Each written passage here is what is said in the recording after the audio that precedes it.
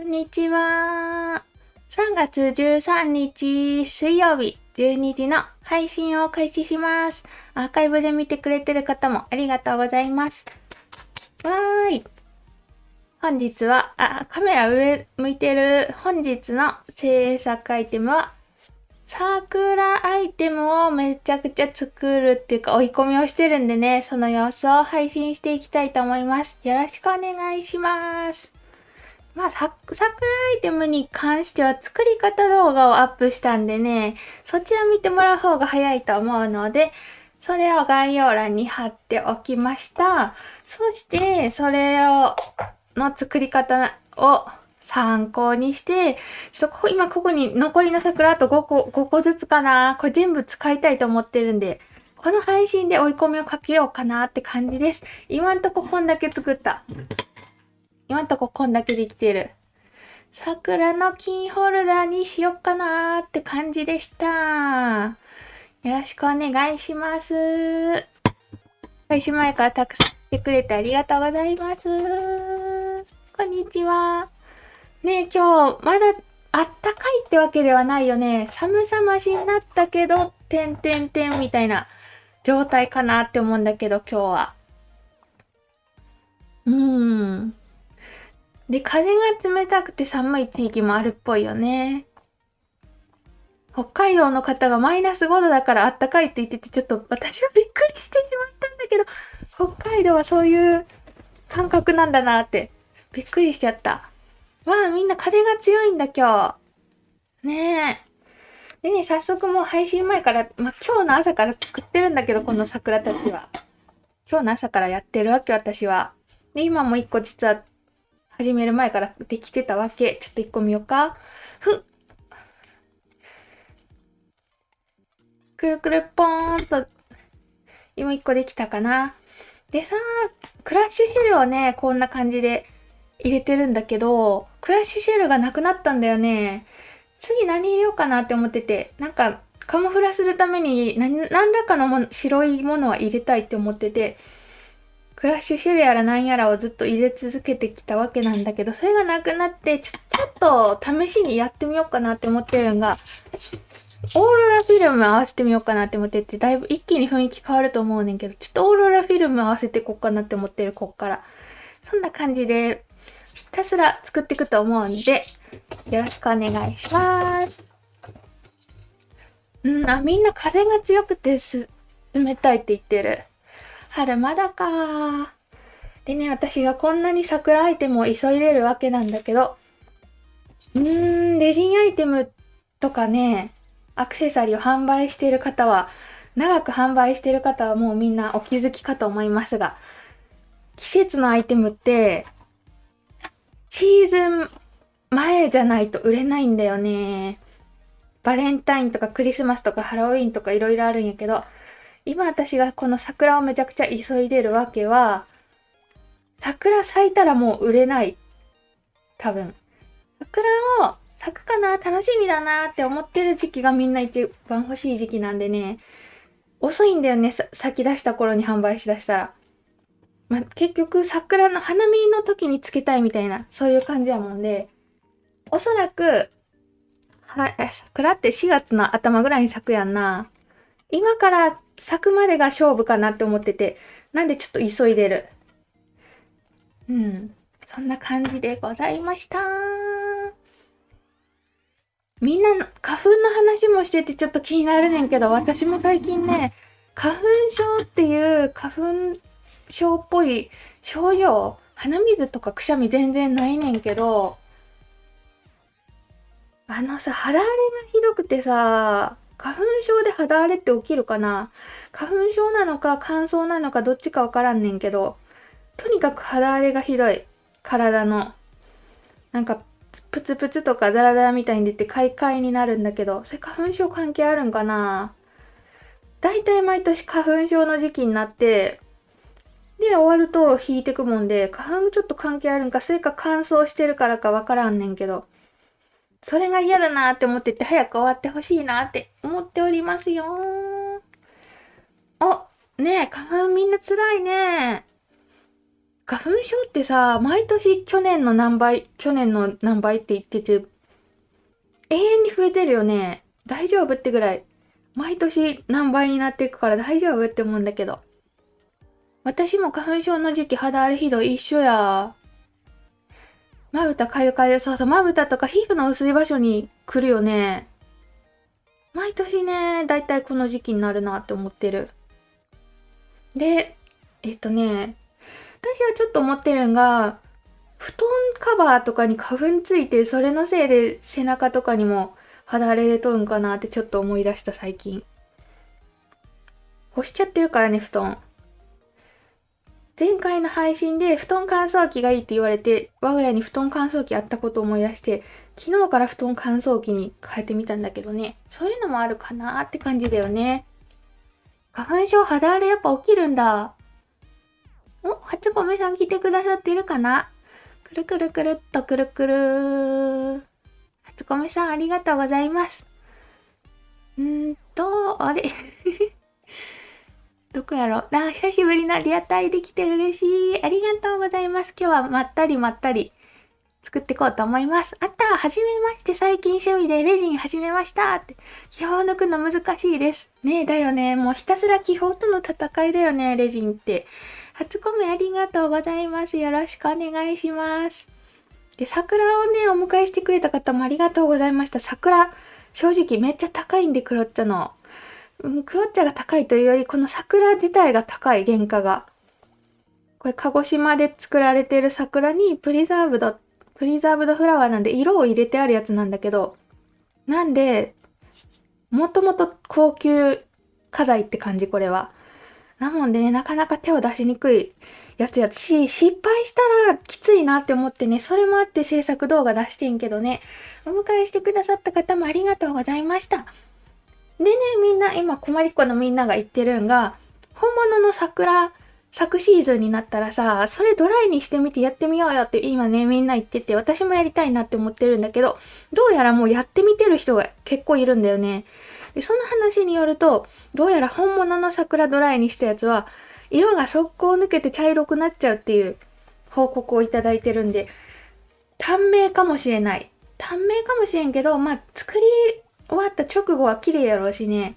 色落ちて茶色くなっても桜は桜なんで、そういう意味でやってみる価値はあるかなって思ってて、桜咲くの楽しみだなって思ってる今んとこ。早くさ、暖かくなって桜見ながら屋台とかでさ、食べたいよね、いろいろ。あ、どうしよう、どこにしよう、これ。今日むずいな、カメラの向き。早くしたいね。困りっ子桜花見会とかしたらめっちゃうるさそう。肌荒れの仲間多いな。やっぱそっか。ヒノキで肌荒れが出る。杉山市。もうどっちがどっちかわからんねんけど、とにかくこの時期だよね。あ、そして、前回の配信でできたケースをね、この子たちのケースにしようと思いまして、ちょうどぴったりやったんで、こんな感じで、可愛いケースに入ってくるって感じかな。まあちょっと作っていこうと思うんだけど、ちょっと見やすい位置にしたいねんけど、むずいな、これ。むずいねー。ちょっとこの辺か。この辺でやってみよう。ティッシュが邪魔かなと思いつつ、花粉がね、桜から花粉がポロポロ出ちゃうんで、ちょっとティッシュは引いときたいところって感じだよね。よろしくお願いします。アレルギー症状の一つで肌荒れしてるんかな。でも私はこの時期は、皮膚科何回か過去は言ってたんけど、ステロイド出されて終わるもんで結局、あんま意味ないなって思って、ひたすら保湿と、なんかかゆみを抑える AD クリームみたいなやつで、寝る前が一番かゆいからさ、そのかゆい瞬間だけ AD クリームで抑えて、で、なんとか寝るって感じ。で、夜中に一回かゆくて起きる。で、また AD クリーム塗って寝るみたいな、そういう感じでしのいでる。どうせ2週間ぐらいで終わるからなって思って。みんなどういう対策してるやろ？やっぱ皮膚科が一番いいんかな？めんどくさいけど行くのね。お昼休憩入りましたって、お疲れ様です。お仕事中に来てくれる方もありがとうございます。そうそう、ドライしたらね、茶色くなるらしい、すぐ。ただ、みんなやろうって思ってるからね。私もやっちゃおうかなって思ってる。で、オーロラフィルム入れてみるんだったら、ちょっと、合うかなどうかなオーロラフィルムちょっと合わせてみようと思う。初の試みで。どっこらしょっと。こんにちは、刺繍しながら見ますって。ありがとう。レジン以外の方も大歓迎だしね。もう、むしろハンドメイドじゃなくてもなんかもう作業中の方大歓迎。ぜひぜひご参加ください。今コメントせずに一緒に作業してくれる方もね、本当にいつもありがとうございます。そう、お花の座布団になりました。そっか、花見やったら宴会部の方たちの仕事が多いかもしれない。バチコリ株式会社宴会部の方たちのやること多いかもね。企画とか担当してもらって。そうそうそう。耳鼻科めちゃくちゃ混むよね、この時期。都市部とかやと予約するのに2時間かかるとか、そんなんやろこの時期。私が住んでるとこも結構耳鼻科少なくて、予約制やけど、なんやろ、朝一、ネットの予約取ろうとして開いたらもう2時間後やったみたいな、そんな現象になっちゃうな、この時期。こんにちは、ライブ久々って、ありがとう、久々の方も、ナイスタイミング嬉しい。ね、こんにちはのコメントもありがとうございます。前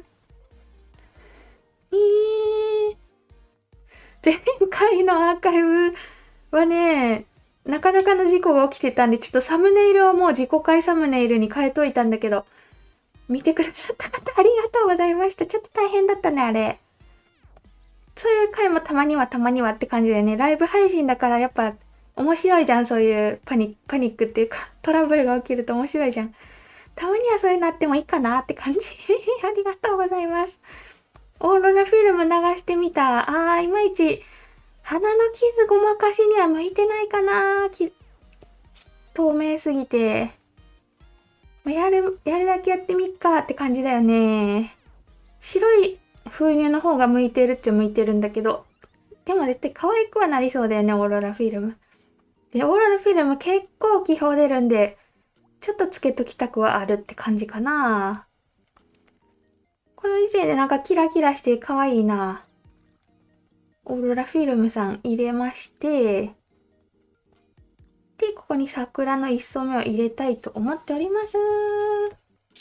ちょっと遠くに、こうしたらダメなんでね。今日は休暇で確定申告書提出に来てますが、提出の列がすごい。今みんな焦ってバーって押しかける頃かな。今ぐらいが。列がすごいんだ。今列並びながら見てくれてるんかな。ありがとう。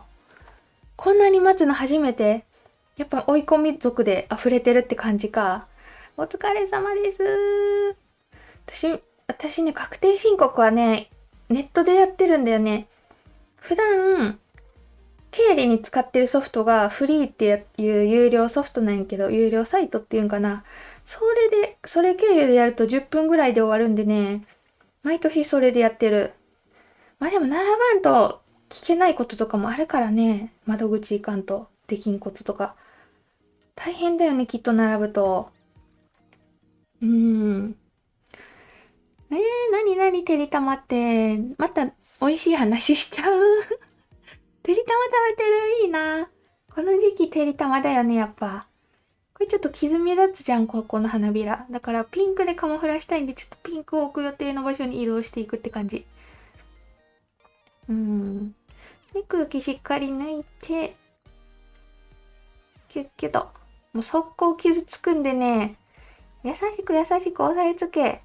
破れた。破れていき、優しく押さえつけ、破れていき、そして固めるって感じだよね。今日あと6個作んなきゃ全部できない。もう今日作りたい全部。で、販売をしたいんだけど、次の販売ね、ちょっと毎回インスタグラムのストーリーズで販売告知してるねんけど、インスタしてない方が結構 YouTube でも告知してほしいっていうリクエストが多いんで、次回の販売は何時からって決めて、YouTube にも告知しよっかなって思っております。次回はこの桜アイテムたちと、今、ヘアピンが大量にあるんで、ヘアピンも販売すると思うし、とにかく花のアイテムがめちゃくちゃある状態なんで、飾りが多いんで今、全部使いたい気持ちでありますって感じだよね。あら、こんにちは。今来てくれる方もありがとう。うちの会社も経費生産、フリー使ってます。フリーか、もう一個なんか、弥生やっけなんかあるよね、有名なソフト。その2択になるんちゃうかな、ソフト使おうと思うと。だよね。フリーは便利で、だいぶ便利だよ。ちょい。このね、真ん中の出るとこだけ一回固めたい。1。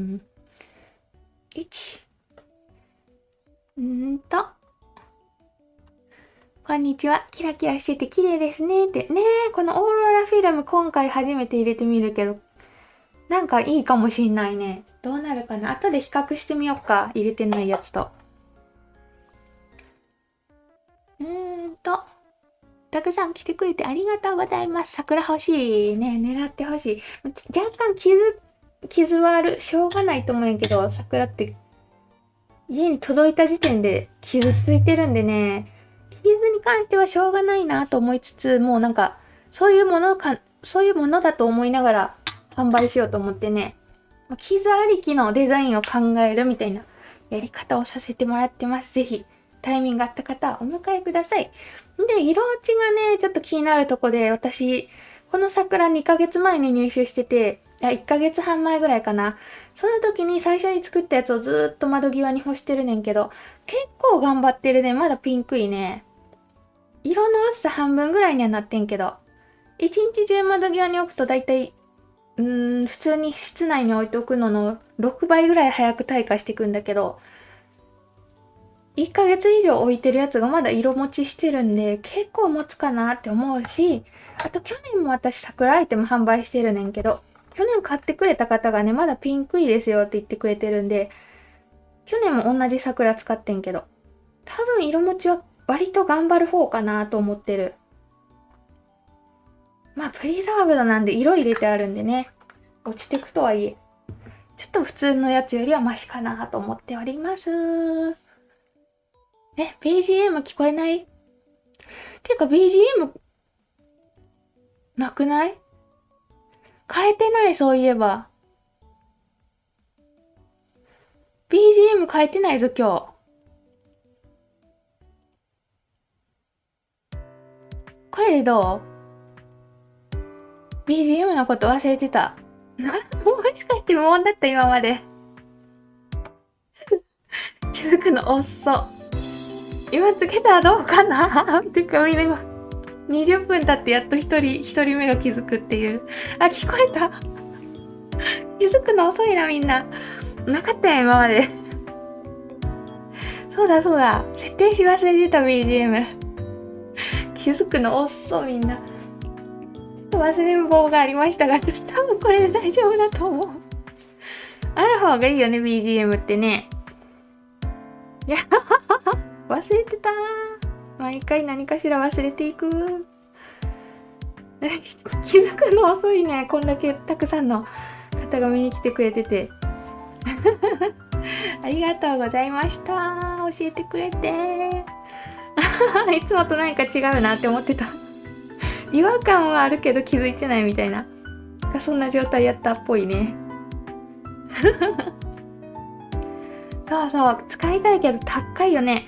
いくらだっけ？ 6 輪で2000円なんで、1輪単位で言うと、300円ぐらいか1輪。高いね。今んとこ、今回ね、何輪かもゲットして失敗してない今んとこ。なんとか頑張ってる。で、ほんまは花びらだけで売ってるやつがあって、そっちの方が手が出しやすいかな。クロッチョにもあるし、先日グリーンオーシャン社も同じ価格で出してて、多分これ同じ花やなって思ったんで、どっちでも入手できるんだけど、そっちの花びらの方が多分ね扱いやすいと思う。そっちから入った方がいいよね、絶対。初めてやってみるよって方はね、グリグリとなんか気泡、段差から抜けてる気泡を抜いといて、空気抜けたかな。結構花びらの下に潜り込んでるんよね、たまに。多分これでいけてると思う。で2層目いくと、わい高いよね。だって原価がやばいことになるからね。今2輪入れてるじゃん。ものによっては3輪入れてるんだけど、この花だけで600円って思うとだいぶ高いよね。だからさ、みんな拾ってきたね桜でやろうって計画してるんだけど、私ちょっと思ってるんだけど、自分で拾ってきた桜すぐ色落ちするっていうもうやった方がね報告をくださったんだけど、コピックとかでさ花びら塗っちゃダメかな。これちょっとどれか試したいな。桜の花びらだけないっけな、どっかに。コピックで色入れれるんじゃんって、プリザーブドフラワーみたいに。ダメかな。プリザーブド液みたいなやつで、ほんまは私ねあんまり知識ないんだけど、プリザーブドフラワーって確か一回花の色全部抜くんだよね、薬で。抜いた後に新しく専用の液で色浸すみたいな、そういうものやったと思うんやけど、プリザーブドフラワーって。そんなさ液とか買うのめんどいじゃん、いきなりやろうって思うと。私結構ね過去にやってたんが、あれじゃん、花びら。ある花びらだけ。ちなみにこれ1年前の桜の花びら。まだ結構綺麗だね、これ。1年前のやつ、これ。これはプリザーブドなんだけど、もし町の桜を拾ってきてドライにしたとして、ドライにしたやつにさ、コピックで色入れたらいかんかな、こうやって。久しぶりに開くでインクないかも。コピックのインクがないかも、久しぶりに開けたから。私過去にね、色落ちっていうか色が消えるの防止にビオラに青色のコピックで色塗るっていうやつやってたんだけど、結構うまくいったんだよね。こうやってコピックでさ色入れてさ作ったらどうかなってちょっと思っとんねんけど、どうやろう。コピックね、アルコールインクなんで相性がいいんだよね、レジンと。染みてこないし溶け出さないみたいな。ワンチャンありじゃないって思ってるんやけど、ちょっとここでやるの間違ってると思う。多分紙の上とかでやるべきだと思う。コピックで色つけた後に封入したらまだ頑張ってくれんかな。でもダメか、茶色になるっていう報告が来てるから、茶色プラスこの色になっちゃうか。こうやってね入れたらいけるんじゃないかなってちょっと思ってるんやけど、どうやろう。そうそう、アルコールマーカーやったらコピックじゃなくても何でもいいかもしんない。ねえ、失敗したらショックだもんね、このお値段は。で、私はねさすがに作り慣れてるから結構大胆にいけちゃうんだけど、普通そうじゃないじゃん、300円の花2個入れるってなると。てかやっぱ試したいよね、気軽に試せるもので。で、おそらく拾ってきたお花をドライにしたら、もうやってみた方が、やってみてよって言ってくださった方がコメントとかで4人ぐらいいて、全員茶色くなったって言ってるんで、おそらくすぐ退色するんだろうなっていうのは分かってるんだけど、でちょっと色塗ってみて、優しい色で。色塗ってから入れるのはありじゃないかなってちょっと思ってる。液がなくなる。さすがになくなるか、こんだけ作ってると。液がない。この芯の部分は気泡出るゾーンなんで入れときつつ、小さいモールドに一輪バージョン私も作りたいねんけど、なんかね、この持ってるやつがちょうど一輪のサイズがないって感じ。持ってるモールドにちょうど一輪になるサイズのモールドがないって感じ。これちょっとちっちゃいんだよね、こっちのやつ。もう下回り大きかったらね。あれちょっと待って、新しいレジンどこだ？やばい、私新しい収納買ってさ、収納の中身変えちゃったんだけど、レジン今まで入れてた収納がどっか下のところにあって、違う場所にレジン収納しだしてんけど、どこに収納しとるか分からへんレジンよ。新しいレジンどこだ？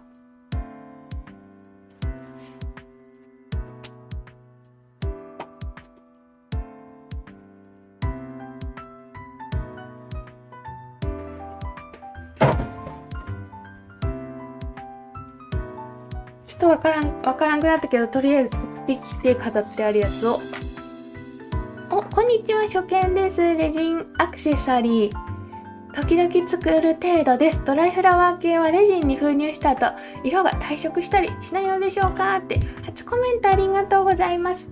バッチコリ退色します。てか、一部の花は退色しないんだけど、ほんと花によるって感じなんだけど、着色してあるスターフラワーとかカスミソウは5年ぐらい全然平気。コデマリスターフラワー、カスミソウあたりは全然退色しないんだけど、生のお花は退色早いよね。ビオラとかは1年ぐらいしか持たないなって感じだし。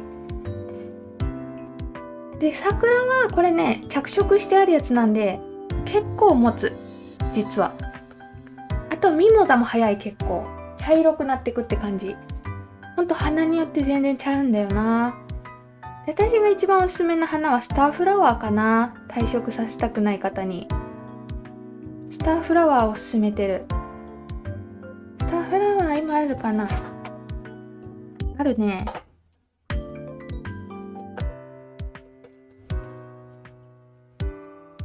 こういうやつね、スターフラワー。これめっちゃ色持ちいいんで、5年前に作ったやつでもまだ退色びくともしてないんで、スターフラワーが一番色落ちしない花としては優秀かなと思っておりますね。着色された花強いけどね、でも私自然な花の色が好きだから、そこがちょっと難しいとこだなって思う。ビオラとか大好きなんやけどね。で、保管方法でだいぶ色持ち変わるんだよね。引き出しの中とかにピシャンってしまってあるやつは割と長く持つし、部屋とかに出して飾ってあるやつは3ヶ月ぐらいで色落ちるとかね。保管方法で全く違うんで、ちょっとそこも難しいとこやったりして、私は販売するときに注意書きをつけてるんだけど、花アイテムこんな感じで絶対花アイテムの作品にカード入れてて、こんな感じで書いてある。本物のお花を使用しているため、時間とともに色がアンティーク調に退色していきます。紫外線に当たると退色が早まりますので、冷暗所に保管していただくようお願いします。みたいな紙は絶対つけてる花アイテムに。でも結構さ、飾って楽しみたい方もいると思うから、ちょっとそれ難しいとこだなって思ってる。本当に実用性のあるものとして大事な時につけていきたいとかいう方は、日頃はしまっといた方がいいよね。ここ流したっけ？ここなんかここが寂しいな。ちょっと難しい、花アイテムの難しいとこだったりする。で、私もさ、色落ちしない方法とか結構試してるんだけど、さっきみたいにコピック塗るやら、なんやろ、スプレーする着色剤とかあるんだよね、花用の。あれも試したりしてるんやけど、やっぱね、不自然な色になっちゃうんだよね。スプレーして着色するタイプとか。元の綺麗な花の色が消えちゃって、いかにも色つけてるなみたいな色になっちゃうもんで、本当は自然な花の色が一番いいなと思いつつ、ちょっといろいろ試したりはしてるけど、てんてんてんって感じだよね。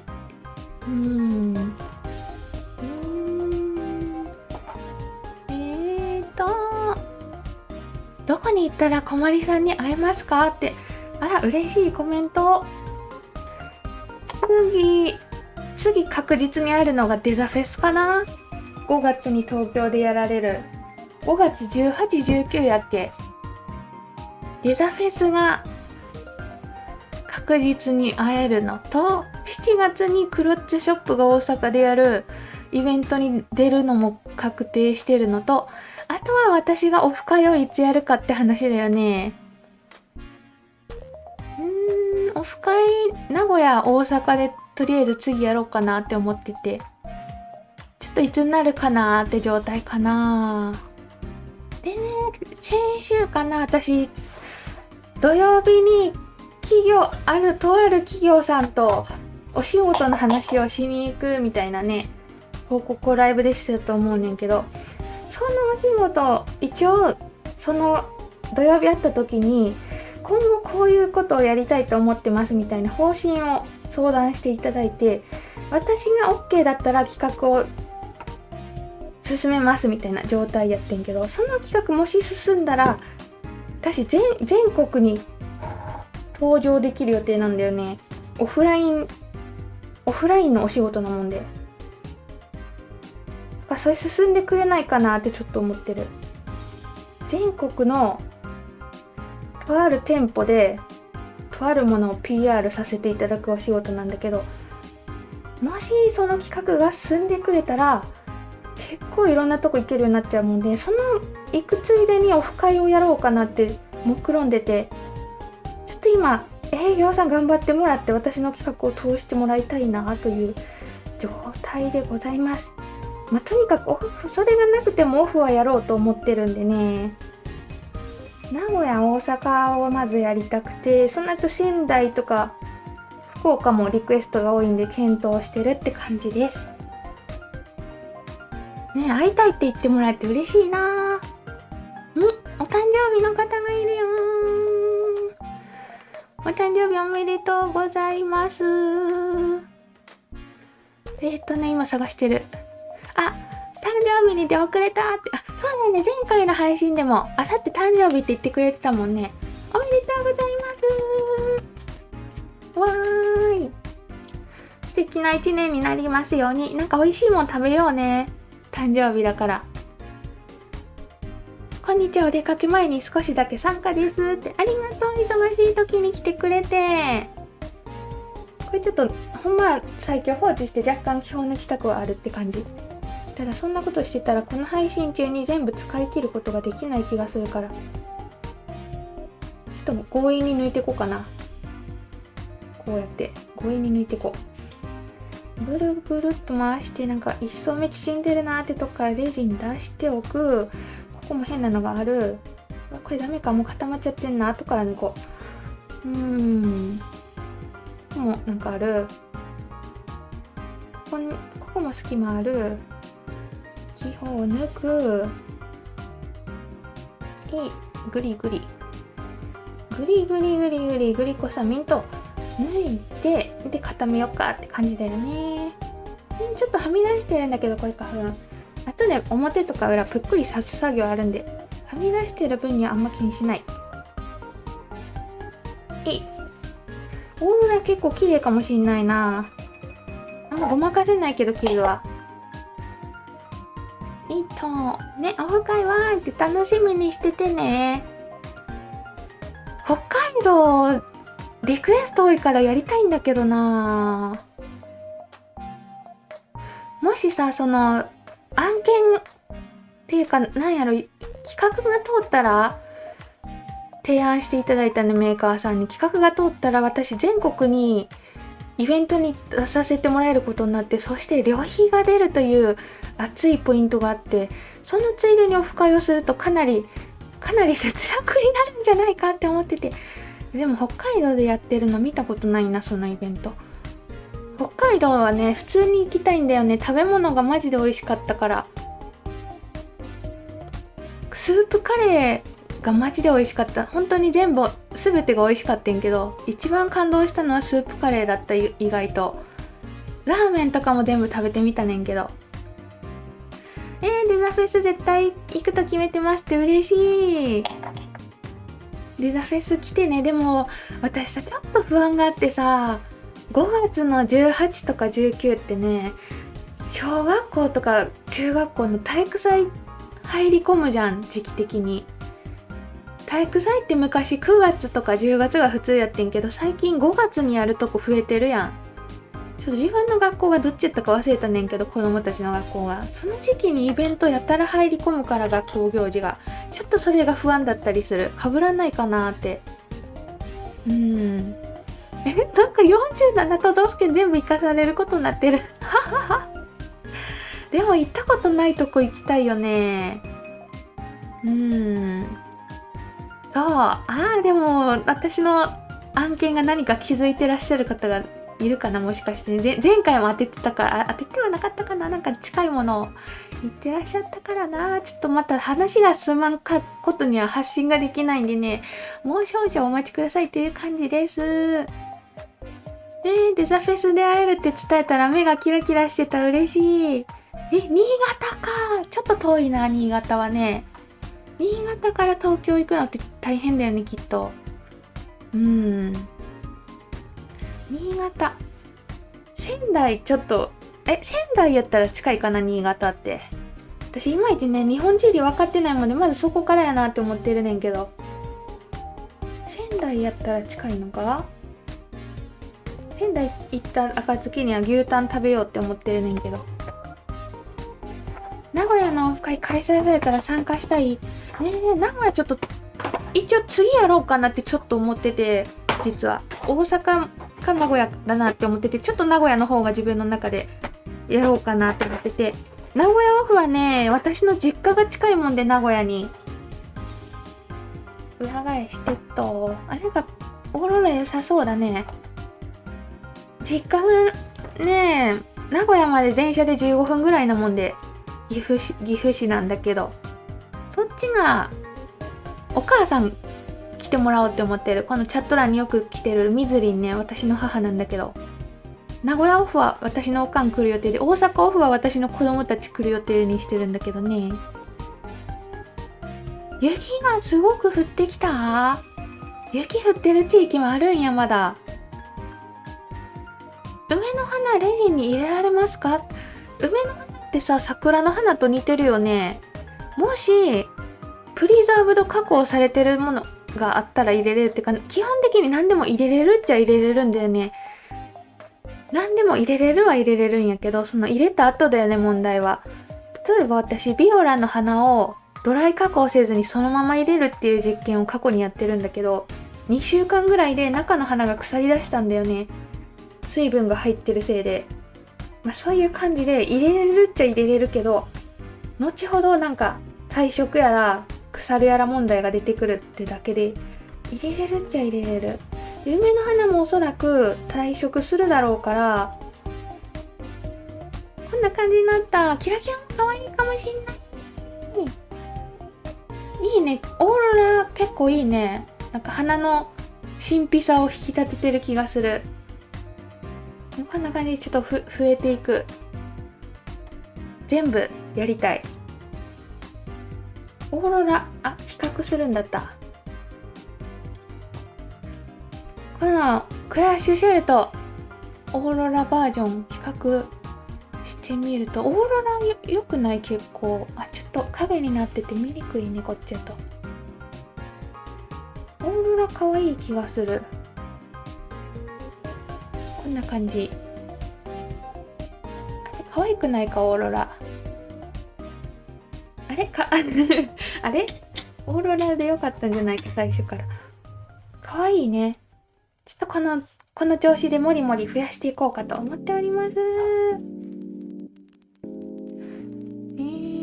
栃木県はありますか？栃木県の栃木県、神奈川県に住んでいる方が上のオフの時そもそも多かったんで、そっちでやるのもありだなって思ってるね。ちょっとみんなが住んでる方に行くってのも。行ったことないから行きたいな。広島もリクエスト多いよ。広島のリクエストも多いから。広島はね、今私が住んでる場所から新幹線で1時間半ぐらいだから、結構行きやすい場所ではあるって感じだよね。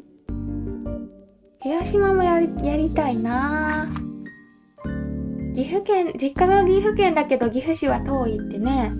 結局さ、県って広いじゃん。例えばね、私の実家は岐阜市で、旦那の実家が兵庫県のすんごい北の方なんだけど、日本海の方。同じ兵庫県なのに、私の実家の岐阜に帰るより旦那の実家帰る方が時間かかるんだよね。新幹線がないもんで、車で高速飛ばすしかなくて3時間とか4時間かかるもんで、私岐阜の実家まで帰るのに新幹線使ってだいたいいろいろ乗り継いでも2時間以内に帰れるんだけど、旦那の実家行こうとすると車で4時間より早い方法がないもんで、同じ県でも全然遠さ違うなって思うし、北海道とかマジで端と端やったらめちゃくちゃ遠いよね、きっと。県が同じだからって近いわけじゃないよなっていうのは大人になってから気づいちゃったよね。ね、オーロラ華やかって言ってくれてる。可愛かったね。クラッシュシェルとオーロラフィルム混ぜた。それもアイデアよね。ちょっとクラッシュシェル余ってるから入れてみようかな、この後それ。ミックスバージョンで。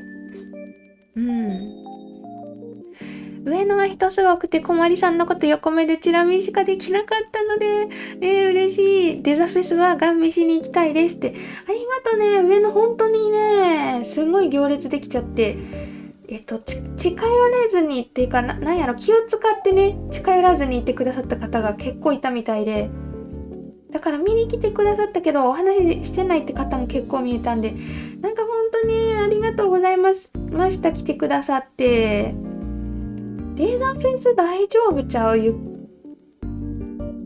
美術館ほどひどい行列にはならんやろうなって。いや、行ったことないねんけど、レーザーフェス。日本ホビーショーと似た雰囲気やったらね、美術館よりお話ししやすい状況になるかなと思ってるねんけど、レーザーフェス行ったことある方いるかな？大混雑になるんかな？ねえ、ちょっとその辺気になるよね、行ったことないから。同じ岐阜でも名古屋まで3時間かかる？だよね。もし飛騨とかだったらそうなっちゃうもんね。飛騨高山もいいとこやで何回か行ってんけど。で、なんだっけ、中津川とかあっちの方もテニスの大会で行ったことあるねんけど、遠かったもんな、同じ岐阜県だけど。ちょっと真似して作ってみた。何真似したんだろう。ちょっと投稿楽しみにしてます。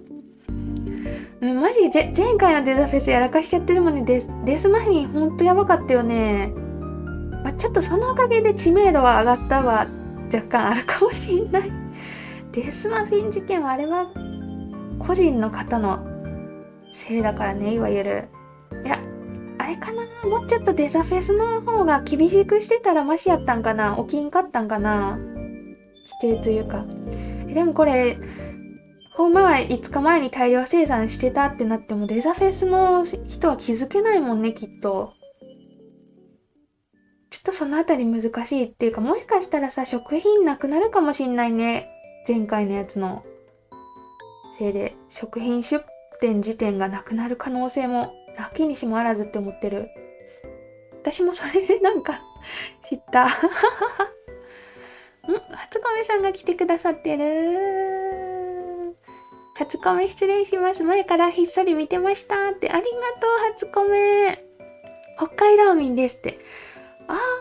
北海道民。仕事前にレジンしながら見てますって。今一緒に作ってくれてありがとう。多いんだよね、北海道民の方。このこまりっこさんのチャット欄に。北海道民多いんだよね、毎回。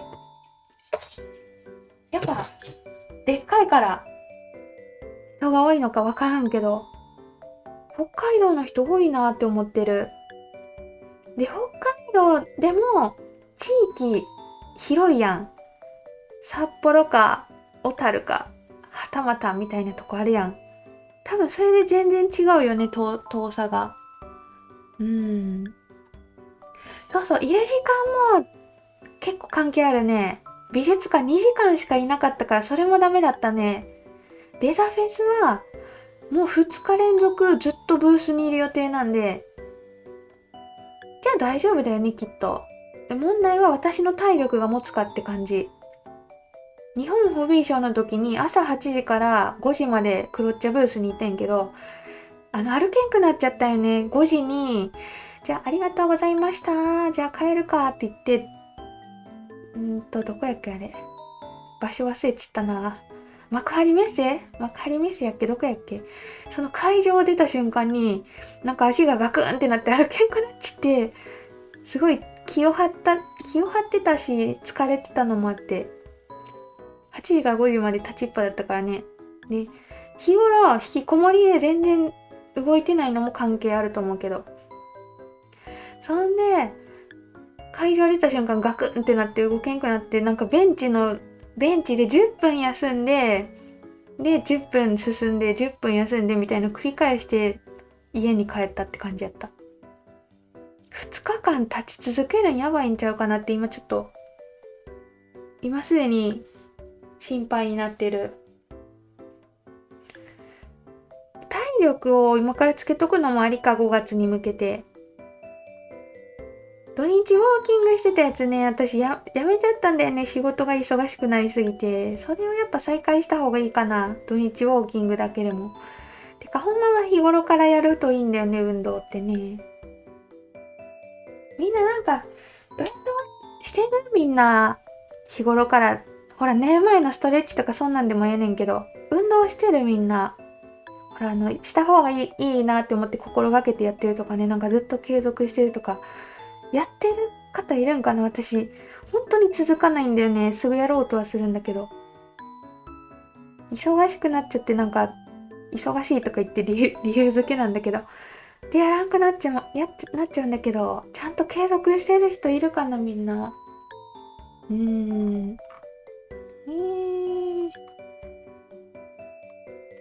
テザフェス必ず行く。チョコ持ってきましてありがとう。もうプレゼントもめっちゃ嬉しかったな。美術館の時みんな私が甘いもの好きって知ってるからさ、甘いものとかね、甘いもの以外も普通に好きなんだけど、で、たまにね、塩辛系もくださった方がいて、結局甘と辛を無限ループ刺すのが最強じゃん。なのでね、もうありがたくいただきまして、ちなみに荷物ね、自分で持って帰れない量だったから、泊まったホテルから家に送って、で、自宅に帰った次の日に家に荷物来たんやけど、そっから6日間で全部食べたよね。全部食べれたよ。ほぼ自分で。家族にちょっとだけあげた。ほぼ自分で6日間で全部食べちった。主食なんでね、甘いもの。おー、台車に乗って移動。デザフェスで。社長引いてくれるかな、台車私が乗ってる。そんなんしてもらおうかな。そう、体力つけないとやばいなって思ってる。2日間経つとしたら。お散歩してる、偉い。ストレッチ40分とダンスしてる。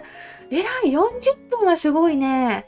だから一時期寝る前に10分ストレッチするっていうのを頑張ってた時期もあったねんけど、それすらやめちゃったからな。40分すごい。あと一時期、ビリーズブートキャンプとか TRF の Easy to Dance とか、流行るやつ、とりあえず手出すんだよね、私。手出してすぐやめちゃうって感じ。歯磨きの時スクワットはいいね。気軽に始めれそう。歯磨きの時スクワットは歯磨きするところに紙貼っとくといいよね。スクワットするみたいな。そしたら忘れないよね、きっと。それ手軽で始めやすいかも。スクワットかなりいいからな、体に。足腰大事だよね、やっぱり。だるま運動ってなんだろう。だるま運動とは、体操座りして転がるって感じかな。桜の花びら繊細すぎて、封入作業初心者には、ハードル高そうですねって、まさにその通り。ちょっとね、本当にガチで花入れるの初めてって人にはおすすめできないと思ってる。スターフラワーとかの方が気軽かな。最初に入れるんやったら。傷がついちゃうんだよね、作業中に。傷が結構めちゃくちゃに扱っても傷つかないのってスターフラワーなんだよね。かすみ草はレジンに浸してる間にちょっとホロホロが始まっちゃうから難しいし。でね、自分が出したアルファベットキット初めて初心者向けに出させてもらった時もスターフラワーつけたもんね。そんぐらいスターフラワーおすすめかな。あ、ここ真ん中埋めるの忘れてた。大丈夫かな。ピタピタピタ。ここの花粉がすごい無双してるからちょっと取っといて、ここの辺にまとめといて、でもここに空気入ってるね、これ。けど、しっかり抜いてと。で、固めよう。あと、何個や？あと3個作りたいって感じかな。ストレッチ前してたけど、ストレッチする時間レジンしたいなってやらなくなりました。私と一緒じゃん。そう、なんか仕事とかやることあるってなってまう。それを理由にして逃げちゃうって感じ。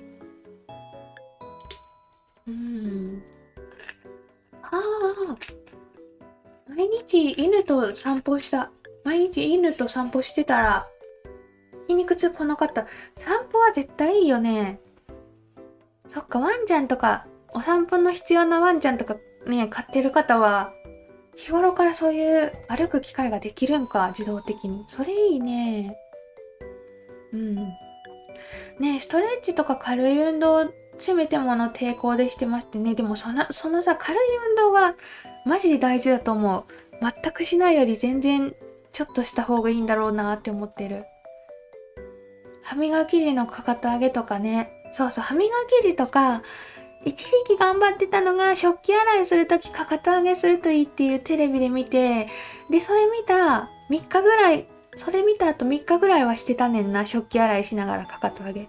その後全く忘れてたよね。その後忘れてるじゃんってことに今このコメントを見て気づくっていう。そういえば昔そんなことしてたじゃんって。ストレッチと筋トレ、時々水泳。いやいや、すごすぎる。それ絶対もうあれでしょ。風邪ひかないでしょ、そこまで。日頃から運動できてたらね。すごいね、水泳。私、水泳のジム申し込んで1週間でやめたな。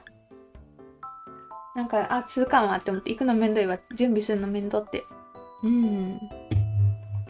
そっか、病気で運動自体ができない方もいるんか。その場合なんか病気でもできるレベルの体力作りができる何かを探さなきゃいけないよね。仕事で10時間ヒール立ちっぱなしきついな。いやでも私もアパレル店員の時そうだったんだよな。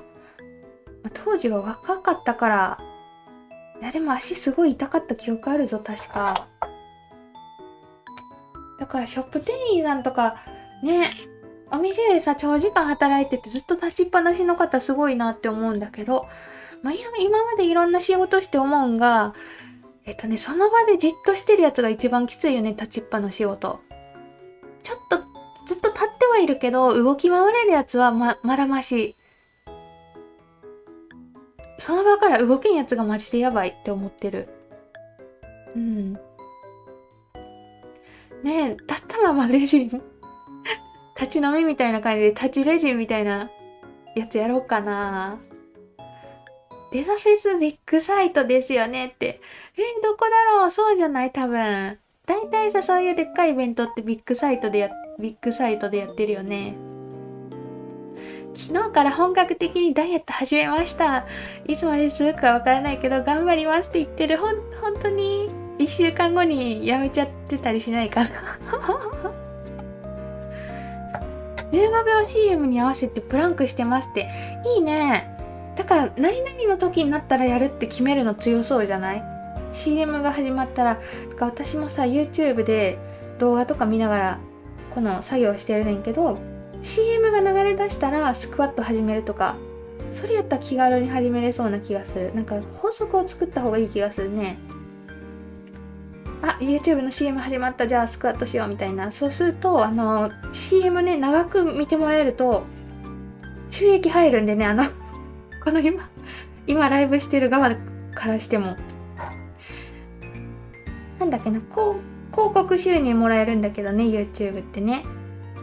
ライブの間とかに CM 流れてくるでしょ。今アーカイブ見てくださってる方とかまた CM やみたいになってると思うけど、その CM 料金がねもらえてるもんで YouTube やってる人はね、長く見てもらえるとなんかいいっぽいみたいな話は聞くねんけど、その CM が始まった瞬間にスクワットとかしちゃうとなんか一石二鳥かもしんない。配信してる人もなんかちょっとねお得になって運動にもなるみたいな。ちょっと私それ検討しよう、マジで。作業中だろうと CM 始まったらスクワットしだすみたいな。いや、スクワットがいいかな。プランクってあれだよね、スクワットみたいなやつだよね、確か。一番気軽かな。マジの竹で竹踏みしてるって、うちにもあったな、緑色のボツボツのやつ。上に乗るやつ。あれ昔多分さ流行ったんじゃない？我が家にもあったもんそれ。パン食い競争みたいに天井からぶら下げるあれかな、私食べ物を余物を天井からぶら下げてパン食い競争形式で取らんと食べれんみたいにしたらいいかな私下っ腹へこませたくて腹筋頑張ってますがきついってね、難しいよね下っ腹。マジむずくない？下っ腹だってさ、私いつも思うねんけど、どんだけ痩せてる人でも下っ腹って結構出ちゃったりするじゃん、簡単に。私よくみんなに痩せてるって言ってもらえるけど、下っ腹普通にめっちゃポヨだからね。ポニョだよマジで。下っ腹マジでへこますの難しいだろうなって思ってる。腹筋しかないかな。腹筋とか足上げ運動とかで、私はねいつも上野のオフとかでもそうだけど、下っ腹に関してはガチの補正下着をつけてごまかしてる。マジなんか服の中に全部肉しまうみたいな強めの補正下着で出かけるときはごまかしてるんだけど、マジで下っ腹なんとかならんかなは思ってるよね。デザフェスすごい混むんだって。入場制限もあるし、エリアごとに並ぶとこ違う。デザフェス混むのか。まあでもあれかな、2日間いつでもいるっていう形式にすればまだ上野よりはマシな状態になるかな。私の行列ができてしまうみたいな、そんなことは起きないかな。まだここの穴のベリン流し忘れてたけど、なんか大丈夫そう。混むのか。ちょっと覚悟決めてかなきゃいかんな。ねえ、プランク CM の間にやるのが流行りそうな予感がするね。このみんなのコメント欄見てる感じ。誰を三輪車乗ろうとしてるの大人が三輪車乗ってどうするねん。更年期来るとさらに下っ腹出る？どうしようね。そう服の中にしまう。下っ腹インナーマッスル鍛えるしかない。インナーマッスルって用語も流行ったよね一時期。私昔アブトロニックとかも買ってたよ。意味ないよねあれ多分。ビリビリビリってなんか筋肉が疲れてるみたいな、筋肉痛が起きてるみたいな、錯覚みたいなアブトロニック知ってる人いるかなお腹に巻いて電流みたいに流してなんか痩せるみたいなやつ。絶対あれもう伝ってるから効果なかったってことでしょ。私も持っとったねんけど。インナーマッスル鍛えるしかないか。私そろそろ戻ります。皆さん楽しんでくださいねって。ありがとうございました。いやちょっと今日マジあれだね、運動不足とかダイエット解消にどうするかを真剣に話し合って、なんかこの話し合うことによって意識を高めて忘れんようにしたいって思ってるんだけど、これ結構うまくいってるか全部。ここにあるか収縮が。意識を高めたいね。忘れちゃうから。結構 CM の間説がいい気がするな。ここもう抜けないとこにできてる気が。これ後で取るしかないな。CM の間やる説が結構良さげだなって今思ってる。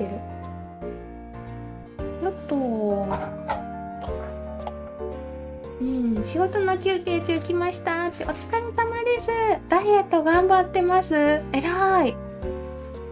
健康診断前1ヶ月で4キロ減らしましたってすごいね。大丈夫かな。4キロすごいね。ちょっと難しいやん、ダイエットって。なんか一気に減らしすぎると戻りやすいとかそんなんもあったりして難しいけどね。いやでもすごい、数字が出るって決まってるったりするとやる気出るよね。いつまでに何キロみたいな、なんか目標とか期限あるとやる気出るよね。ほら、推しのイベントに2ヶ月後に行くからそこに向けて頑張ろうとか、そういうなんか明確な目標があると意外と頑張れたりするんだよね。春休み必死でバイトしてるんで、このまま行けば大学授業料と少し生活費に余裕が持てる。偉いね。大学しながらバイトも頑張ってね。で、レジの時間も取って。偉い。頑張ってね。みんな応援してるよ。この一個のみんなも。私もすごい学生時代、とにかく稼ぎたいって思ってめちゃくちゃバイトしてたからな。高1の4月からバイトしてたからね。高1から働けるようになるじゃん、世の中の人間って。高1の4月からいきなりもう最初からバイトしてた。運動してない私が急に青竹踏みしたら、足の裏の筋膜炎って何？筋膜炎になり2年目？やばないそれ。青竹踏みで筋膜炎2年目って結構やばいね。徐々にした方がいいんか。結構刺激が強いってことか。気がついた時にお腹に力入れて歩くとへこむよってね。私もだからさ、みんなの露出する霊能オフとか美術館もそうやけど、そういう時って結構姿勢を正そうみたいな意識が働いてお腹へこましたりできるんだけど、誰も見てないとできないんだよね。道端歩いてる時とか、階段の上り下りいいよって。私階段の上り下りはさ、全然子供が生まれんかった時やってたな。一人目の長女が予定日過ぎても生まれなくて、なんか階段上り下りするといいみたいなネットで見て、その当時12階建てのマンションに住んでたもんで、1階から12階まで6往復とかしてたな、臨月で。なんかそれ思い出しちった。ちょっとめっちゃしんどかったな今思うと。ね、こんにちはって今来てくれた方もありがとう。お腹下っ腹へこまさを知ってる人募集って感じ今。へそ出ししてると筋肉が常に緊張するから下っ腹引っ込む。すごい。アメリカ人の友達の意見、意識高いな。でも確かにな、おへそ出しの服装をしてるからなんかポヨンってたるませれないって気持ちになって、ずっとあれかな、もう出かける時じゃなくて家の中でもって感じかな。緊張させなきゃダメなんだね、お腹を。アブトロニック懐かしいって言ってるみんな。流行ったよね一瞬ビャーって。ビリーズブートキャンプも一時期やってた。今やったらもうネットで検索したらフリーで見れるんじゃん。ビリーズブートキャンプとかどうかな。流行ったよね。ちょっと前 TRF の Easy to Dance のなんかエクササイズみたいに流行ってたじゃん。そんなん定期的に流行るよね。そう画鋲を刺すとこね。これ画鋲がねはみ出してモールドがなんかこう浮いちゃってたんでカットしちゃった。ここ使いやすいよ、やっとくと。来週の健康診断は諦めましたって言ってる。来週はちょっときついね。せめて2ヶ月後やったら頑張る気になるけど、来週はちょっと諦めるかも、さすがに。下っ腹は内臓の重さで年々皮や筋肉が伸びていくので、普段から意識して引っ込めてるといいんだって。内臓の重さのせいか、私の下っ腹が出てるのは。絶対そのせいじゃないだけじゃないよね。じゃあそういうのもあるから、あれか、どんだけ痩せてる人でも下っ腹が出ちゃうっていう現象が起きるんか。いや、重力だよね。結局シワとかさ、それもだけど、重力に逆らいながら生きていきたいね。なるほど。じゃあもう日頃から気をつけるしかないんだね。腹筋とかやるとかね。さあ、2つ目ができましたが、どうかな。これはね、クラッシュシェルとオーロラ両方入れてみた。あ、いいじゃんいいじゃん。いいじゃんいいじゃん。プップクプーって感じで2個目できました。こっちに追加しておく。こんな感じで結構増えてきたね。で、あと3個ずつセットがあるんで、これ全部やりたい。もうやりたいし、ちょっとキリがいいとこで一旦あれやろうか。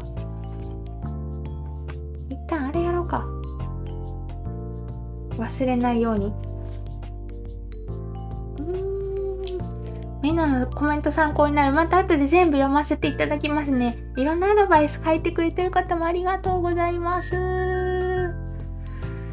ー、ソフトテニス行ってるだっていいな。私もやりたいな。ソフトテニス部だったんだよね、中学校の時に。大人になってそういう運動してるのいいよね。私のお母さんがさ、ずっとママさんバレーやっててすごいなって思ってるんだけど、今タイマーセットしました。運動を続けるって大事だよね、きっと。いいことだと思う。すごい。テニスはしたいな。あ、する相手おらんわ。壁に打っとけばいいか、一人でポコンポコンって。ということで始まりました。プレゼントチャンス。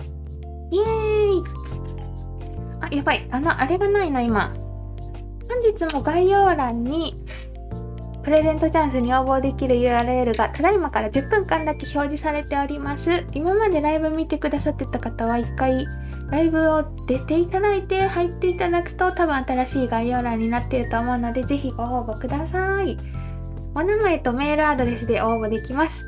抽選で1名様に私の作品とかコマリンレジンのグッズが入ったなんかセットみたいのが届きますのでね、当選した方に当選メールが届くという形になっておりますので、よろしくお願いします。で、みんなのコメントも読んでいきたい。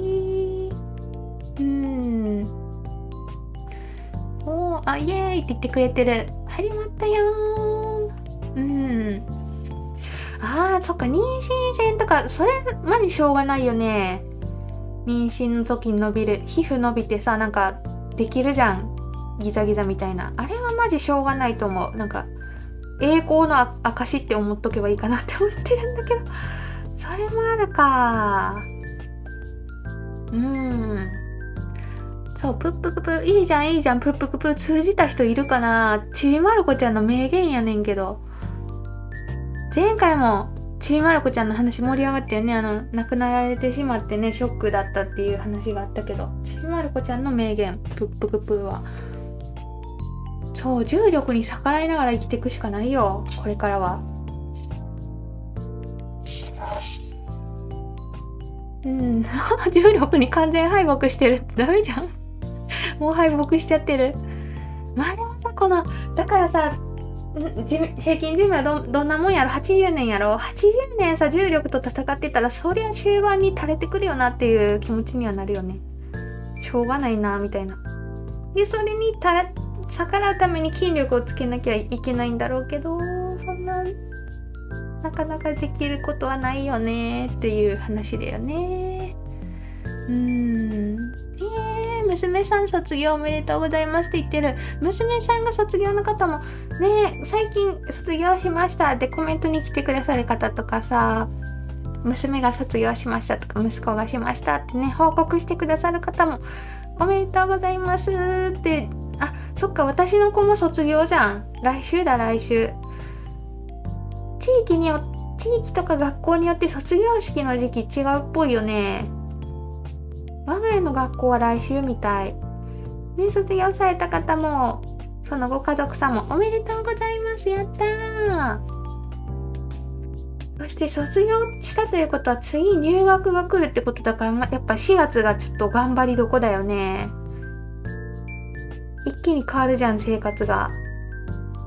ねえ。かわいい、さくらちゃんキラキラ。ね、オーロラフィルム入れるのありやなってなんか後半に気づいてしまった。応募できたかな？ありがとう。応募&グッドボタン完了ですって。ありがとうね。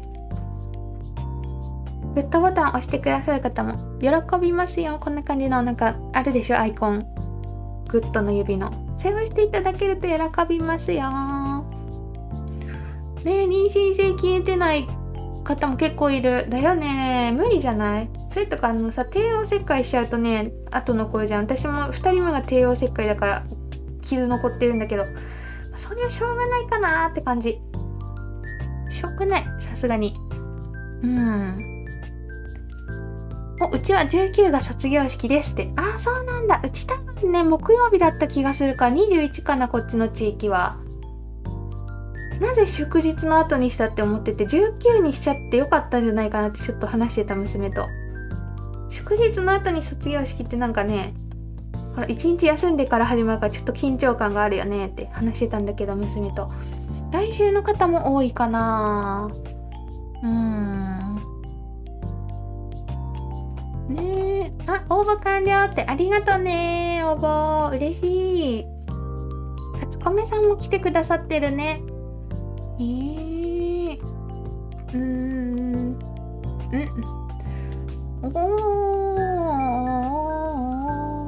もうぐるぐるぐるっとしてる。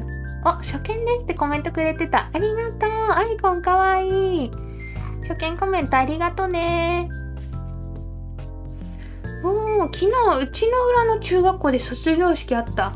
あれ、そうだよね。昨日ってめっちゃ雨降ってたよね、いろんな地域で。雨の日はきついな。確かに天気問題あるね。でも私さ、自分の小学校の入学式がマジで大雨やって、なんかすごい記憶に鮮明に残ってる。あまりにもすごい雨やって、おめかししたやつが全部びしゃびしゃになったんだけど、そのせいで逆にめちゃくちゃ覚えてる。すごい雨だったから。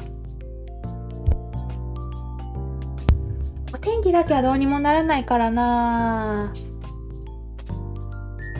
で、なんだっけ、あとはクラッシュシェルも残り全部入れちゃえ。残り全部入れちまって、オーロラフィルムもなくなりそうでピンチって感じ。また買わなきゃ。どこで買ったんやっけな。オーロラフィルムもはるか昔にめちゃくちゃでかいパック買った記憶があるからね、どこで買ったか忘れちゃってるんだよな。ち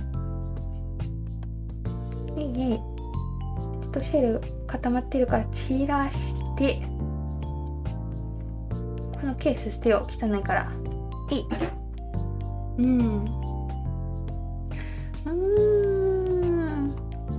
ねえ、たくさんコメントもありがとうございます。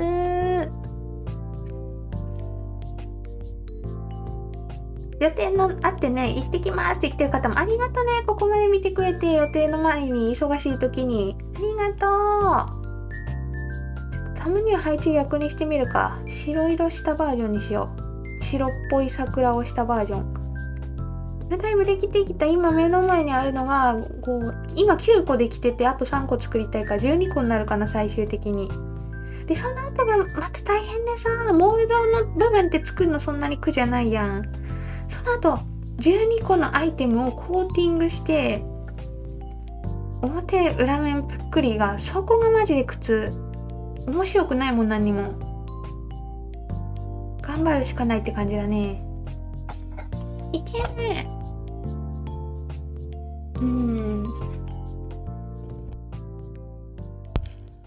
今日はパーツクラブ我慢ってね、我慢取材変えすぎだから我慢。取材用の皆さん我慢。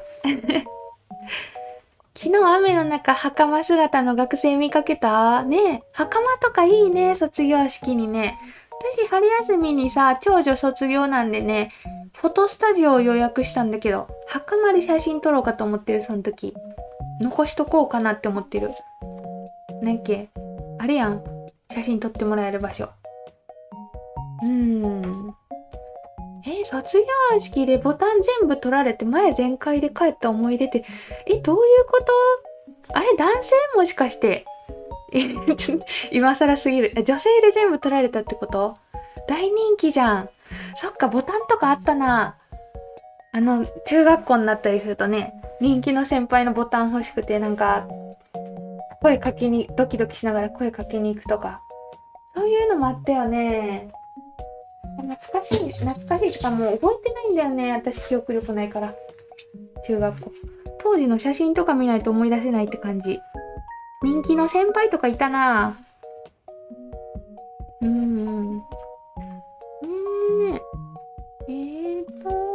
あれ。そうそう。コーティングはね、まとめてやるの疲れるよね。思んないやん、全然なんか、なんも変わらんで。コーティング一気にやるの結構苦痛だったりする。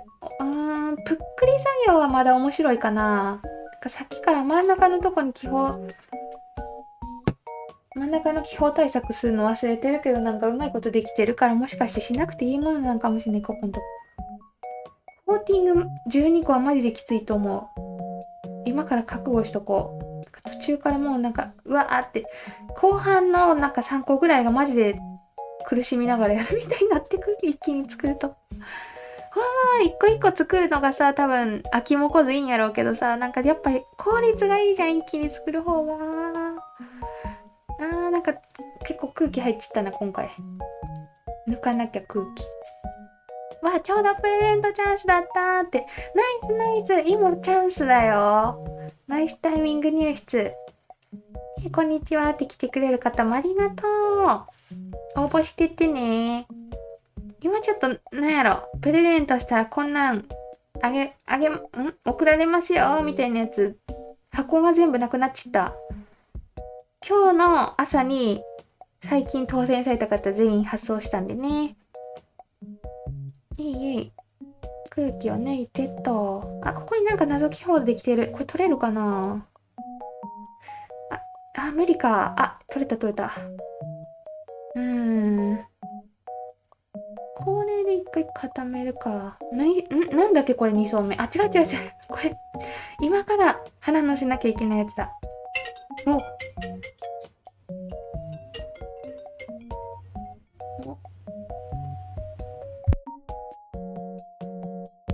ということで企画ここまででしたので、ポチッと概要欄を変更させていただきますね。ご応募くださった方ありがとうございました。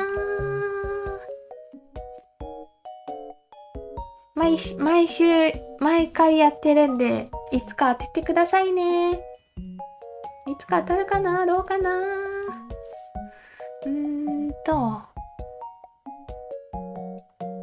太って下っ腹出てきたから、おへそまでの浅めのパンツに全部突っ込む方式。で、私が補正下着でごまかしてるのと同じやな。でもあれさ、いいよね。へその下あたりがさ、押さえつけられるじゃん、無理やりギュッて。そこを一番押さえつけてほしいとこだから、なんかちょうどいいよね、浅いパンツって。ねえ。なに間違えたコメント消せない？大丈夫？消せるかな？小学校教師です。すごい。鹿児島卒業式の頃は桜ギリギリで、入学式は完全に葉桜です。そっか、鹿児島やったら咲くの早いんか。卒業式の時咲いてるってことかな。私の地域ね、なんか入学式の時葉桜だな、毎年。卒業の時咲いてなくて、入学の時葉桜ってイメージ、こっちは。鹿児島だったらちょっとね、咲くの早いかもしんない。すごい小学校教師さんがいて興味津々なんだけど、私大変だろうなって思う。今私いつもさ、気になりすぎて先生って大変だろうなって。ほら今モンスターペアレンツとかいるやん。なんかね、三者面談とかの時もいつもそっちの話しちゃうんだよね。先生ってやっぱ大変ですかみたいな。なんか子供の話しずにさ、先生にいろいろ聞いちゃう。変な親いますかみたいな。なんかすぐそっちの話しちゃうんだけど、小学校教師めっちゃ気になる。大変そうで。先生ってね、面白いね。このコマリッコのコメントチャット欄にはね、セブンの店員さんやダイソーの店員さんやセイヤの店員さんもいて、なんか面白いよね。なんか業界の話してるとよく現れるしね、面白いなーって思ってるいろんな職種の方が見えて。小学校の卒業式で袴姿の女の子いた。今、だってさ、子供袴みたいなのちょっと販売されてるから、昔より流行ってきてるんかなって思う。名古屋は小学校卒業式で女子が袴なのが普通なんだ。それびっくりするね。それってさ、私服の学校だよね、きっと。私の娘が行ってる小学校は制服なもんで、おそらくみんな同じ制服やろうなって思うけど、私服の学校で袴着てくるってことかな。いやー、でも袴いいね。コマリンさんも袴履くって言ってくれてる。ちょっと履きたいね。履いたことないで。着物とどっちが楽やろ。着物っていうか振り袖とか着物さ、着るときめっちゃ大変じゃん。帯の部分何すればいいんぐらいなんかいろいろされるやん。ああいうめんどくささないんかな、袴って。着物はマジでなんか帯周り何すんねんってぐらいめちゃくちゃいろいろされるやん。あれがないんやったらちょっと履いてみたいかもしんない。すごいすぐ苦しくなっちゃう着物とか。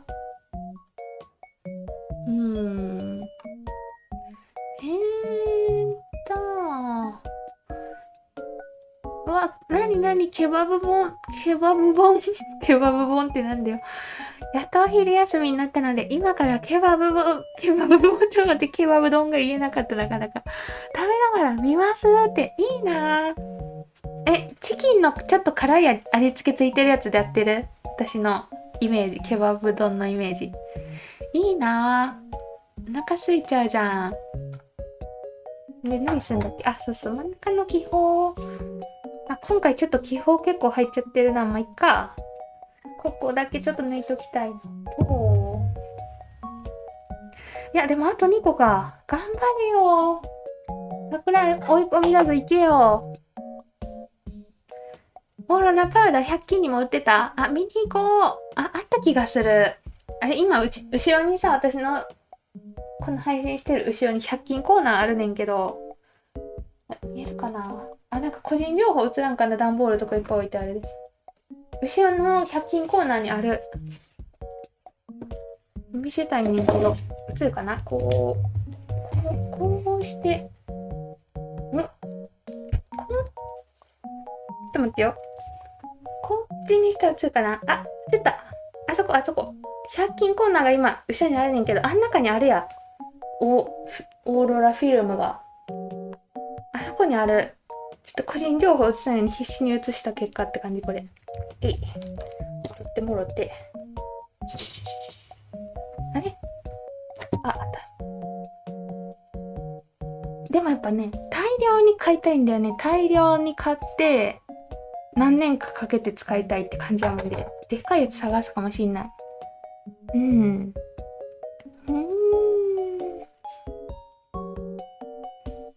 そう、先生に聞いちゃう。いろんな。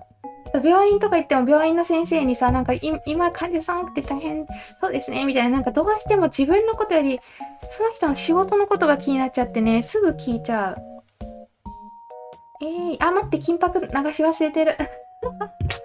金箔忘れてるや。着物着ない。娘の七五三の時だけ着たけど、ぐるぐるされてしんどいなって思って終わったよね。お誕生日の方がいるよー。みんな、一緒にお祝いしてくれてありがとうございます。今日は誕生日ですって言ってる。今年はいいことありそう。絶対あるよ。だってさ、今おめでとうって何十人の人がね、言ってくれてるのにね、そんな、いろんな人に祝ってもらえていいことがないわけがないよね。絶対今年いいことあると思う。おめでとうございます。美味しいもん食べようね。しかも今日誕生日か。今日誕生日2人目や。ね、近い日にちで誕生日の方もぜひ教えてくださいね。ありがとうございます。うちの子の学校もマンモスでトイレとか直しができなくて、袴はご遠慮くださいだそうですって。あれか、人数が多いからみんながお色直しするスペースもないわってことやね。ご遠慮くださいの学校もあるって感じか。先生大変やと思う今。昔よりなんか先生のなんやろ、何回かの回でも話したんやけど、昔と違って今先生の立場が弱くなってるっていうかね、モンスター的な人増えたよねみたいな回あったよね。そういう話をした。先生大変そうやなって思っちゃう今。で、金箔流したと。もう今専業主婦だけど、前に小学校教員でしたってすごい。先生って私の中でなんか不思議な存在だから気になっちゃう、そういうの。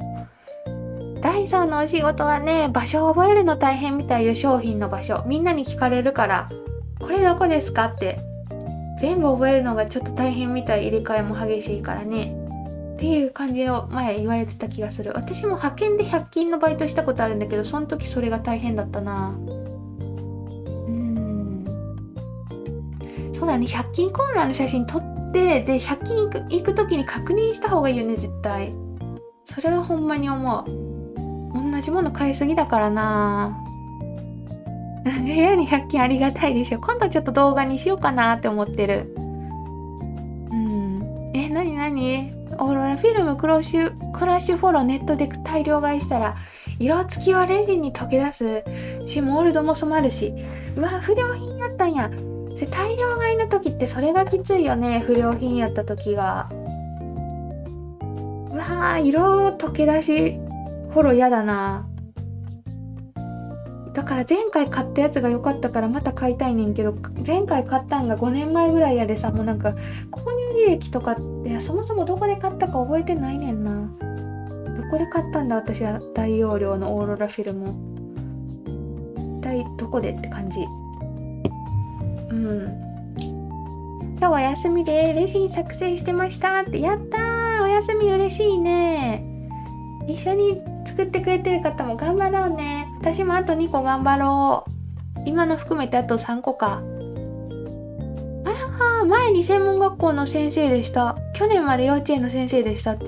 先生がいっぱいいるじゃん。いっぱいいるね、先生が今コメント欄に先生がいっぱいおられるね。なんかすごいなって思う。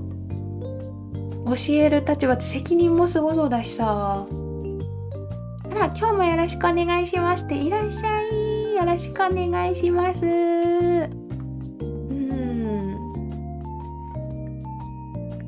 豆コロではありませんよって。なんだっけ豆コロ豆コロって、ちょっと待って、思い出させて。私が豆コロっていう読み間違えた食べ物のことを思い出させて。東四郎じゃない、東四郎。そうやった気がする。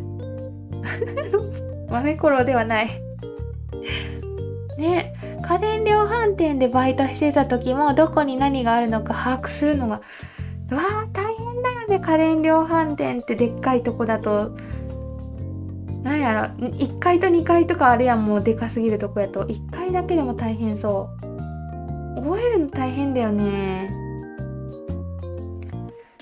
そうなんだよね、結局。だからさ、コンビニ店員とかもやったことあるんだけど、コンビニの仕事よりなんやろうな、タバコの名前覚えるの大変やったかな。最初高校の時コンビニ店員してたねんけど、覚えちゃえば楽か。覚えるまでが大変だよね、そういうのって。さあ、気泡さんはいませんか？どこにもいませんか？封入のあたりにいそうですけど、いませんかね。多分いないかな。明日誕生日だって今思い出して大丈夫？明日も次男誕生日だって思い出してる。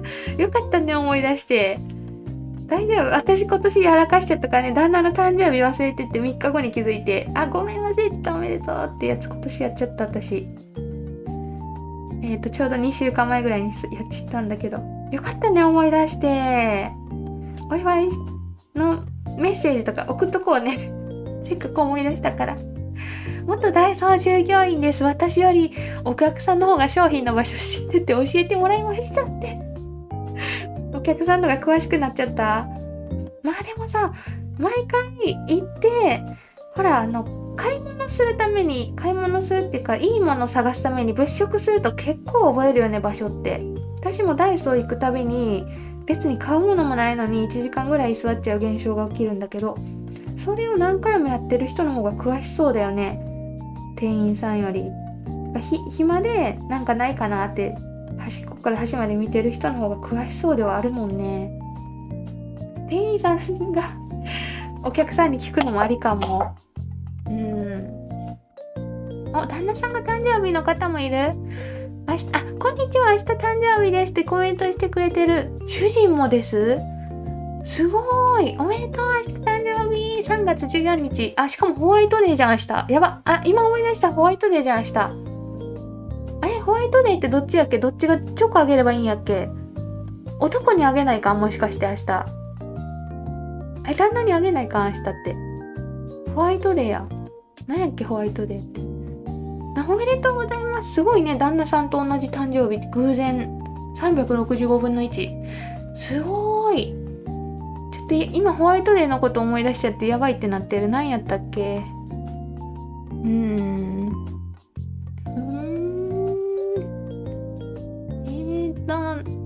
塾の先生でしたって。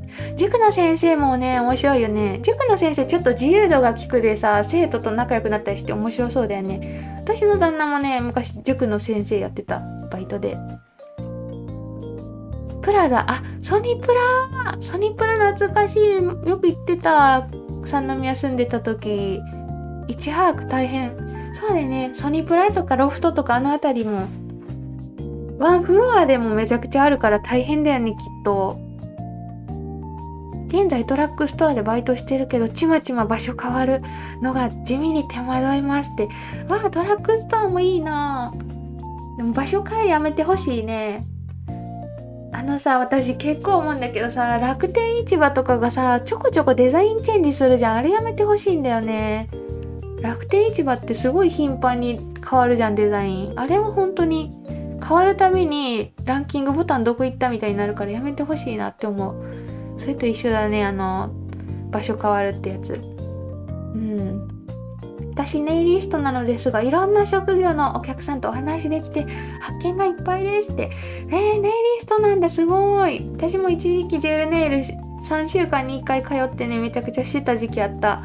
あれやっぱそうだよね、おしゃべりスキルみたいにちょっといるよね。ネイリストさんとか松江区つけてくださる方とか、お客さんによってさ、喋りたくあれもか、ヘアなんだっけ、美容師さんとかもやと思うけど、お客さんによって喋りたくない人とかおるやろです、たまに。ちょっとその辺の見分け方難しそうやなって思う。私気分によって喋りたくない時があって、前回めちゃくちゃ喋ったのに今回あんま返答しんとか、そういうことやっちゃうからさ、なんか相手大変やろうなっていつも思う。最近の先生は大変だと思います。そうだよね。中学の教育実習した時、先生方の派閥がひどくて無理だなとなり諦めましたって。そっか、中学校、小学校、幼稚園とかでも全然違うだろうし、学校によってもそういう派閥がある場所もあるって感じか。先生派閥やだよね。それきついね。なんか仕切ってる先生がいるとことかもあるんか、やっぱ先生界隈でも。かわいい。できた。ちょっと増えてきたよ。これもうちょっとここに追加して、なんかほら増えてきた。あと2個頑張れ。いけるっしょ今日。いや、この配信中にいけるっしょ。もう頑張れ。飽きてきてるけど、コメントを読みながらだから、なんかいける。あと2個頑張れ。そして桜を使い切って今年の開花までに間に合わせて出品する。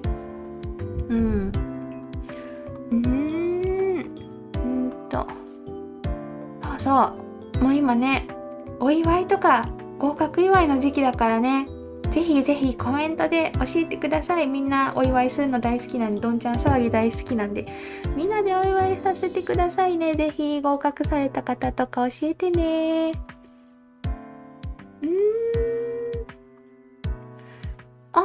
バレンタインのことみんな教えてくれてるやん。ちょっと今日コメント読むの遅いね。私今気づいた。ホワイトデーお返してもらえるの？でも私バレンタイン誰にもあげてないよ。あれ？長女にもらったチョコ返した方がいいよね。長女に返そう。ちなみになんかだんだん最近リモートワークで家におるねんけど、あれでももらってないよね、バレンタイン。旦那が会社でなんか誰かにもらってきたやつを食べた記憶はある、置いてあったから。じゃあ旦那は会社でくれた女の子に返すやつを用意しないかんねやんな。それやっとるかな。なんかそのあたりのマナーをちゃんとしてほしいんで、ちょっと後で注意しとく。お返しのチョコ買ったって聞いとこう。やばよくば自分の分も買ってもらうみたいな。ちょっと言い方よ。男が3倍返しする日ですよって言ってる。言い方よ。3倍返ししないかんのや。私チョコバレンタインはね、なんかすんごいなんか仕事が忙しかった記憶があって、何もセリアでバレンタインの材料をいっぱい買って結局何も作らんかってんけど、そしたら長女がくれたよね、チョコ確か。だから猫好き姉に後でコンビニとか行ってね、でもさ、前回バレンタインでみんな気づいたよね。当日になったらチョコ安くなってるって気づいちゃったよね、前回。で来年は当日にチョコ買いに行こうって言ってへんかった、コメント欄で。だから明日行けばいいんじゃない、コンビニに。そしたら多分半額で売ってるよね、高いチョコが。明日行こう。明日行って長女が学校の間にセブン行って半額になってるチョコをゲットしてきて、で返そう。そうしよう。ね、女性がもらう方だった。よかった。でもなんか女性とか関係なしにくれたの長女だけだったデザインスクールの講師ですって。かっこいい。デザインスクールってあれかな、専門学校的なやつかな。センスが高そうでかっこいい。それ響きだけで。楽天って画像検索できるようになったんだ。画像検索って便利だよね、すごい。私結構さ、このアイテムもう売り切れでどっか売ってないかなって時に、その売り切れたページの商品ページの画像を保存して Google 検索で画像検索して探すみたいなやり方する時あるねんけど、楽天できるようになったんや。ちょっと使ってみようかな。それは楽しみだな。お仕事戻られる方もいってらっしゃい。お疲れ様です。どこに出品するんですかって聞いてくれてる。これかな。これね、ちょっと私ストアーズ、自分の自サイトに今作ってる桜に出品しようと思ってるねんけど、告知をいつも YouTube インスタストーリーズでしかしてないねんけど、結構 YouTube にしてほしいっていうお声をいただくんでね、 YouTube コミュニティに何時に出品しますっていう告知をしようと思ってます、次回はね。なんでちょっとまたコミュニティに投稿すると多分ね、 YouTube 開いた時にその投稿が出てくるかなって思うんで、チャンネル登録してくださってる方はね、ちょっとそれをチェックしてみてください。あとライブでも言うんちゃう、何日から販売しますみたいな。オーロラフィルムなくなっちゃった、どうしよう。あと1個分でもこれ集めたらいけるかな。やばい、もうフィルムがないよ。今ね、こんな感じで残りのフィルム集めてる。フィルムがないよ。もうダメだ。あと1個なのに。クラッシュもなくなっちゃったし、なんか入れるもんないかな。どこの職場にも嫌なやつっていますよね。ほんといるよね。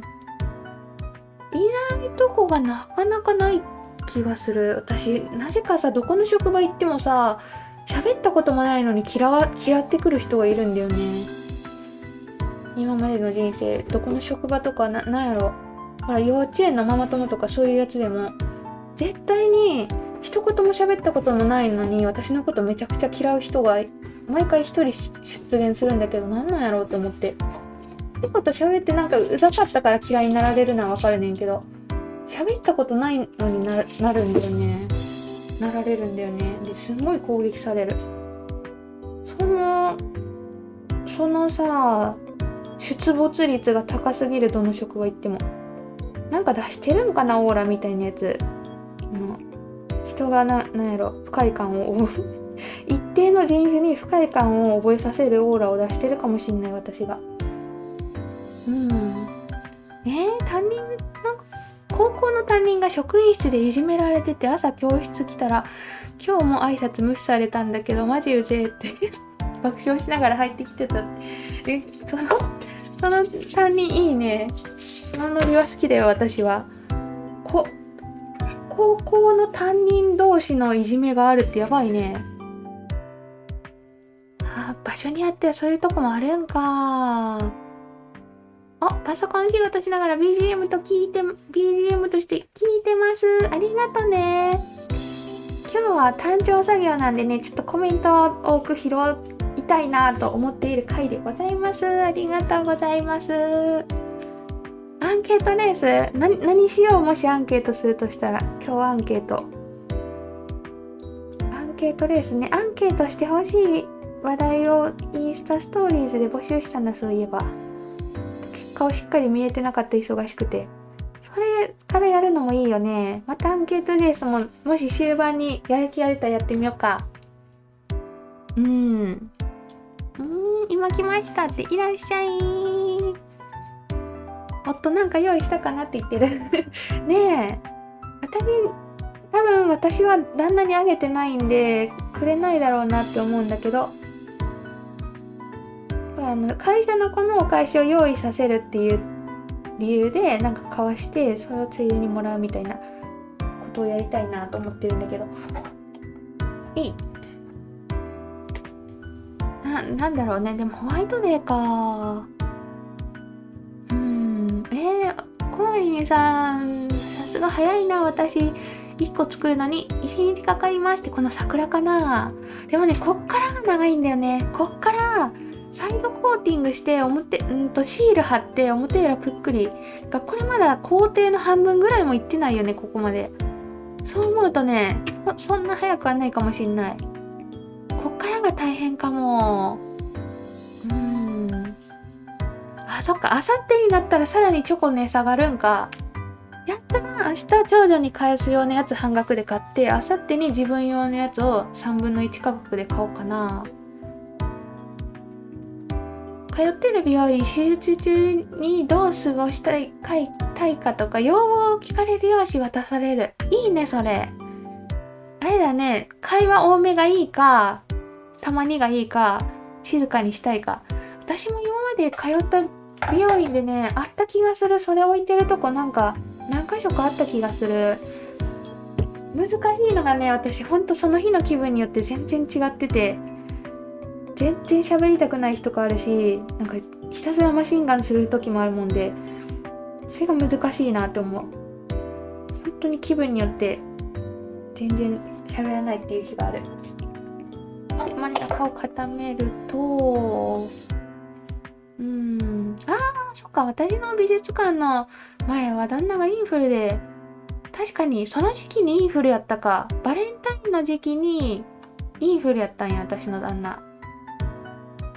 そっか、それどころじゃなかったかも。ってか本当に忙しかったな、そう思うと。その時期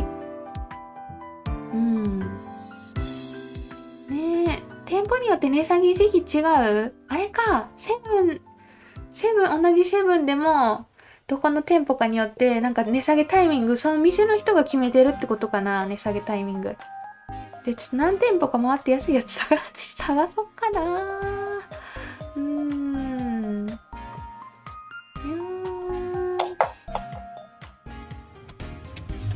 コメントがたくさんありがとう。セリアのプレゼントボックスモールドでシャカシャカ作りながら見てますって。プレゼントボックスモールド誰かが投稿してるの見た気がするな。桜に寄せてピンクで作りましたってね。この時期やっぱ桜カラーのさ、作品作るの楽しいよね。気分が盛り上がるというか。ありがとね、作りながら見てくれて。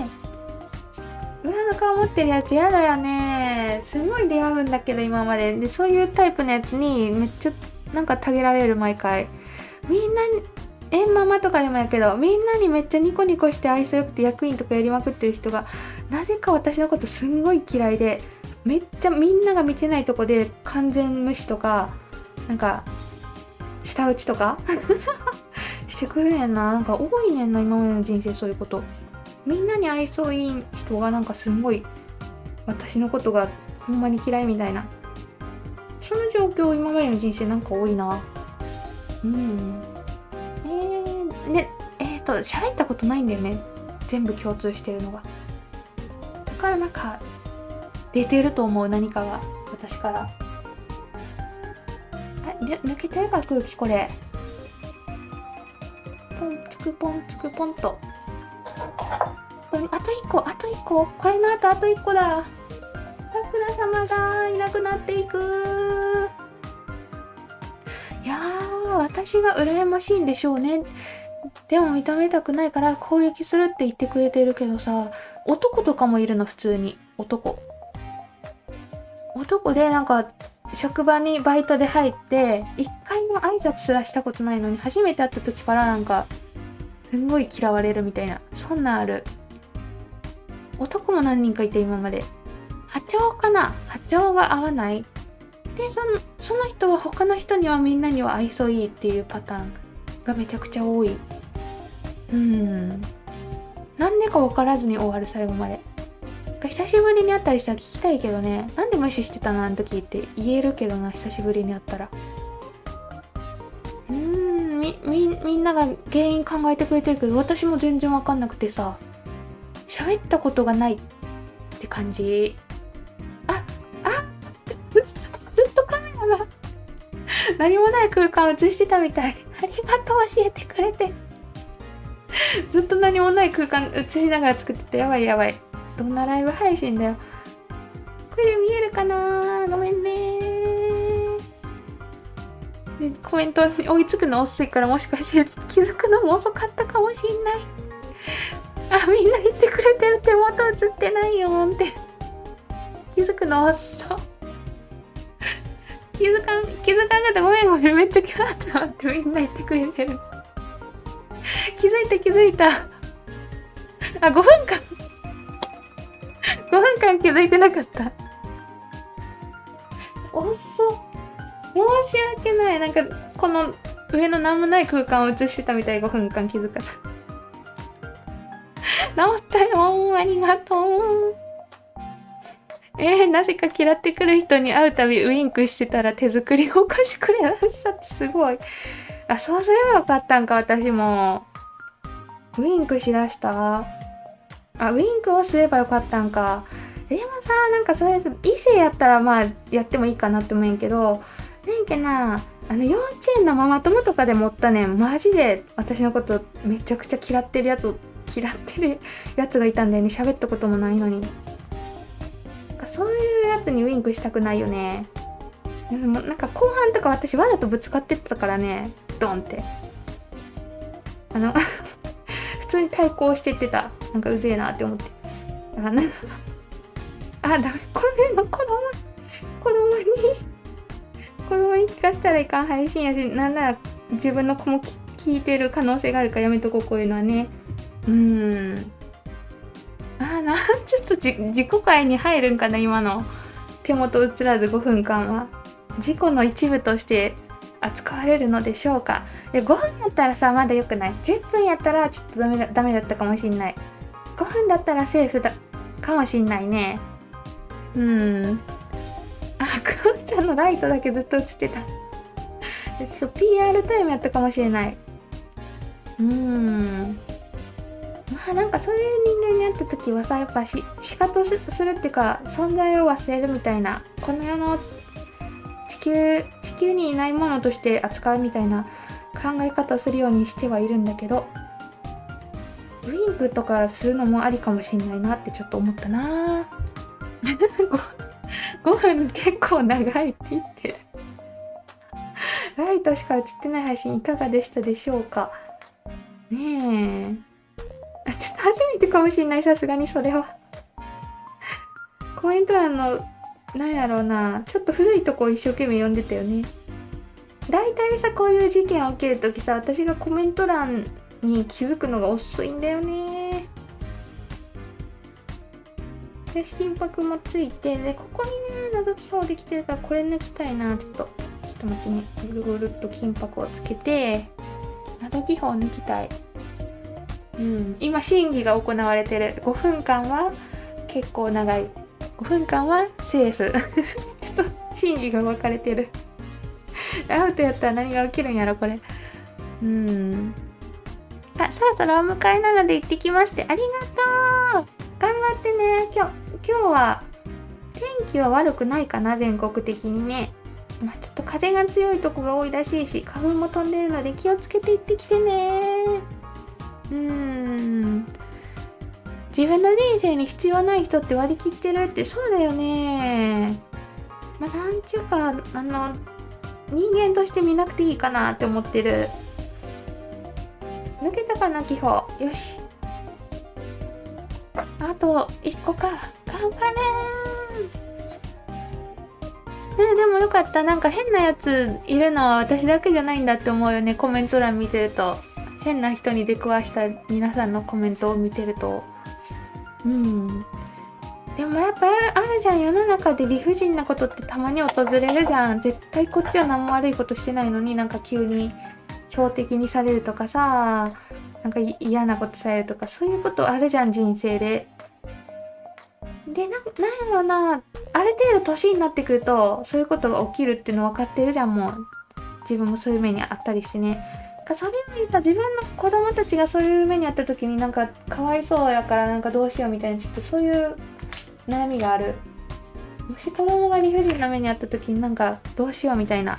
自分はもうなんかあってもそういうもんだって分かってるじゃん、世の中が。何もしてなくてもひどいことされる時っていうのが訪れるんだよね。なんかいきなり。よし、気泡抜きとしてちょっと放置しよう。今日暑いの、広島。なんか地域によって風がすんごい寒いっていうコメントさっきいただいてたかな。セーフアウトアンケートとかね。どっちやろうな。そう、地球外生物と思うようにしてまして、本当にそうかもしんないしね、もしかしたらワンちゃん。宇宙人が紛れ込んでる説もあるよね。横浜で働いてた時、パートさん2人がしんどかったですって。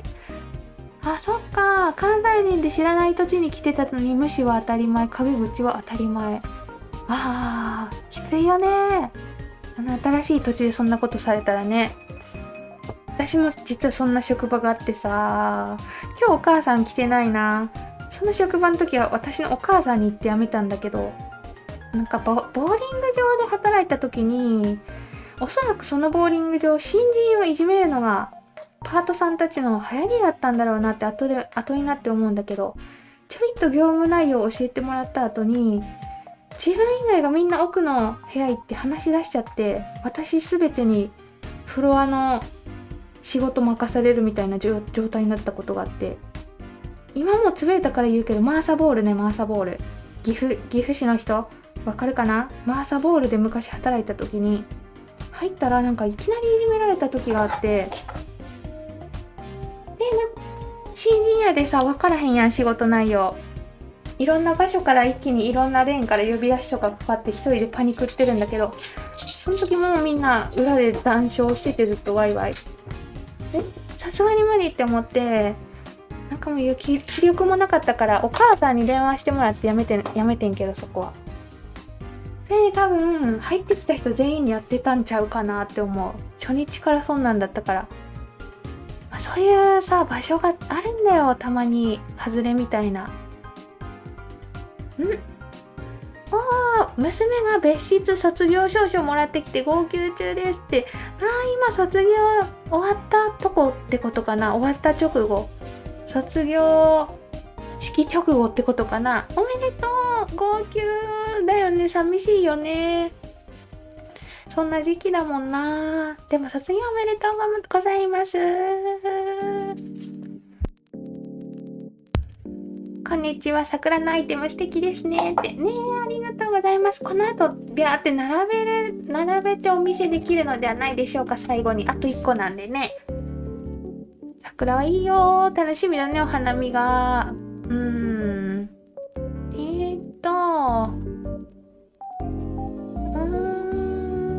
にたくさんコメントもありがとうございます。私も初対面なのに目合わせてくれない私以外とは喋る。初コメさんが来てくださってるよ。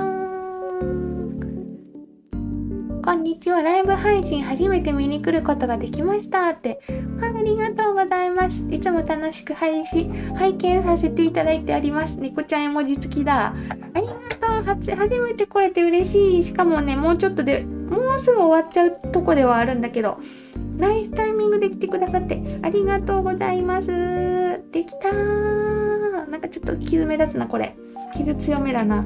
後で傷があまりにも目立つやつは後で背景白とか入れたりするんだけど、とりあえず一回全部作ろう。これ最後の1個いくで。最後、我が家にある最後の桜が入っていきますぞ。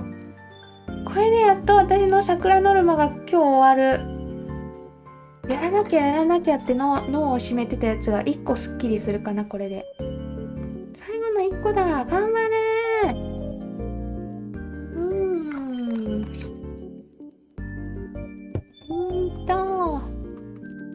ね、初コメさんにお返事をしてくれる方もありがとうございます。みんなの謎理不尽話のコメントも後で読ませていただきますね。いやでも結構あるっぽいね、そういう嫌がらせとか無視とか。まああれよね、生きてたらこっちは何もしてなくてもそうするよね。私ボーリングできるのって私ボーリングですんごい調子によって全然変わるタイプ。しまった、最後のやつオーロラフィルムがない。どうしよう。ボーリングね、調子がいい時はスコアすごい良くてストライクバシバシ出て、ダメな時ガーターばっかみたいなすごいムラがあるタイプって感じかな。2ヶ月前ぐらいに久しぶりに家族でみんなでボーリング行ったんだけどさ、次の日腕動かなくなっちゃった。やっぱダメだね。もう何しても日頃の運動ができてないからダメだね。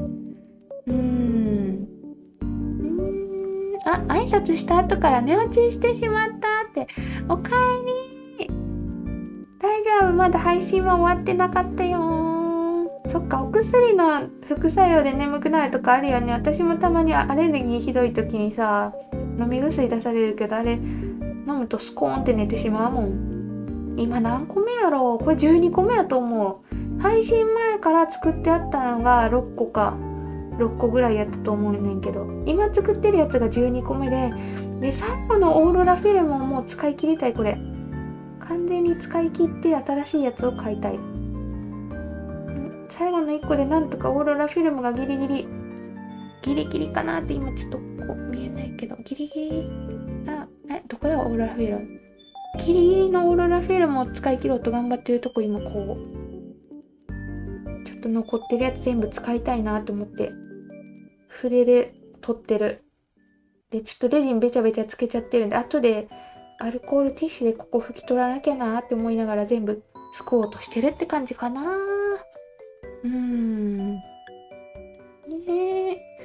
12個すごいって言ってくれてるね。ブレる女子苦手ですだって。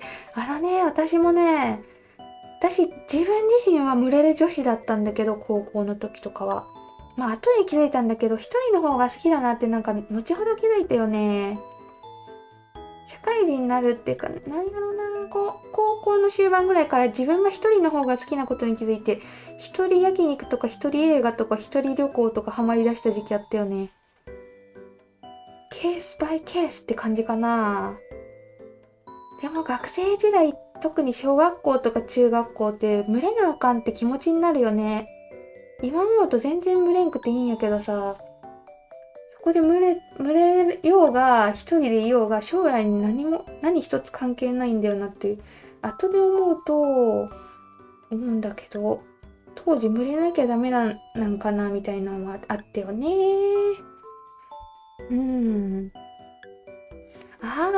トイレ行きたくないのにみんなで行く。休み時間になるたびにさ、グループでトイレ行くとかあったよね。それもちょっと意味わかんないな、今思うと。意外と自分の娘たちが逆のタイプで、休み時間一人で絵描いたりしてるみたいで、そっちの方が楽だよなって思うね。いやー、オーロラフィルムギリギリ使ってもなんか若干足りないけど、もうこのままいっちゃおう。最後のお花さんたちに入ってもらって、こっちにピチャーンと入ってもらって、最後も失敗しないといいな。今んとこ失敗なしで来てるからね、12個。このまま失敗なしでいってほしい。群れると疲れるね。私はいっぱい群れた結果それに気づけたって感じ。で、後半は一人でいることが増えたな。人が増えれば増えるほどトラブル起きるしね、派閥とか、喧嘩とか。ぺっちょりつけて、抜けてるかな、気泡。よ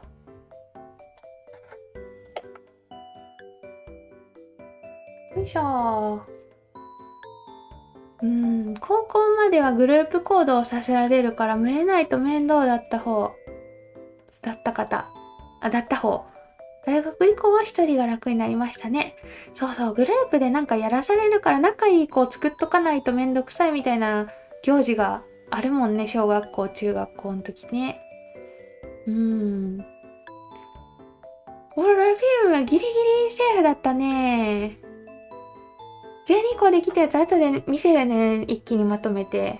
あと1個でこの家にある桜のがっつり1個お花型の桜は全てなくなって、残りちょっと花びらが残ってるんだけど、これも何か作品にできたらな。友人関係ストレスで1ヶ月で15キロ減り病院送りになったので無理しないのが一番。でも本当にひどい関係の時っていうか、大人になるとどうでもよかったなって思うんだけど、子供の時ってやっぱ友人が全てじゃん。自分でお金持ってていろんな趣味できるとかじゃないからさ、子供の時って友人関係ストレスになるじゃん。友人メインの生活というか、だからすごい悩んじゃうよね。15キロ減るはやばいな。頑張ったね。割とね、大人になっちゃうと友人いなくても楽しいことがたくさんあるんだけどね。例えばこのレジン作ってるの楽しいじゃん。一人で作ってても。大人になるとね、そういう自分一人でできることがたくさん増えるんだけれどもって感じだよね。ちょんちょんちょんちょん。空気抜けてるか。最後の花びらさんだからちょっと気を抜かずにしっかり入ってもろて。でもこの後12個の桜たちに全部にシールを貼ってコーティングしてぷっくりする作業が待ち構えてて、それ怖いなーって感じ。お迎え行ってきましてお疲れ様です。人気レジンおすすめの駅はね、私は多分クロッチャショップを進めることになっていきそうなんだけど、まだやってないって感じだね。今まで7個使ってる人気レジン。一番好きやったんが日清レジンっていうとこが出してたクリスタルネオだったんだけど、それが販売中止されちゃったんだけど、それと同じ人が作ってるのがこちらのクロッチャショップのレジンらしいので、進めたいとこではあるのですが、私まだ使ってないって感じ。使ってから進めるね、さすがに。人気レジン会をどこかでやらなくちゃいけないなって思ってる。私はママ友関係ストレスで太りましたって。ねえ、そうなんだよ。私、ち長女幼稚園、次女保育園やってんけど、幼稚園はマジでストレスだったな。だって毎日顔合わせなきゃいけないもん。お迎えの時に。全員の親が集合させられるねん、幼稚園。どこの園かによって方針っていうか変わると思うんだけど、私が通ってた園は、全員保護者が集められて、集まった後に先生の挨拶があって、で、子供たちが出てくるみたいな、そういう流れやってんけど、マジでストレスやって、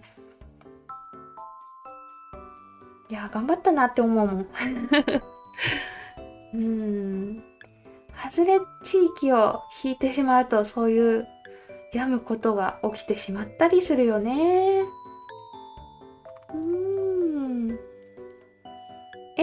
小森さんが使ってから開封しようかと、2液取ってありますって。取ってあるの？どうしよう、いつやろう。色混ぜたいんだよね。今まで自分がクリア2液レジンに花を入れるものしか作ったことなくて、色を混ぜてるデカめのシェイカーとか作りたいなって思ってて、で、その時に、私が全然詳しくないんで、コメント欄とかリプ欄に、リプ欄じゃない、チャット欄に詳しい方がめちゃくちゃいるもんで、ちょっとみんなに指示してもらってやろうかと思ってる。いつしよう？金曜日しちゃう？どうしよう。金曜日って。次の金曜日、夜配信か。やってみちゃう？金曜日。次の2液レジン。やってみちゃおうかな。だから2液できるかってちょっと金曜日の夜に集合してもらって、アドバイスをお願いいたしますって感じでね。やっぱ、決めなきゃダメだね、いつやるって。多分私このままやと、1年後とかにしかやんないから。次の金曜日やってみるかー。ほんまか？ほんまにやるんか？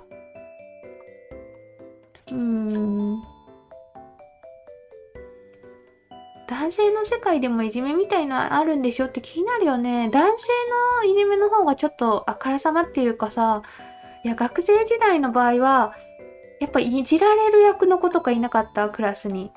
強い男子にいつも叩かれてる役の子。すごいわかりやすいいじめ方だったなってイメージがある、男性は。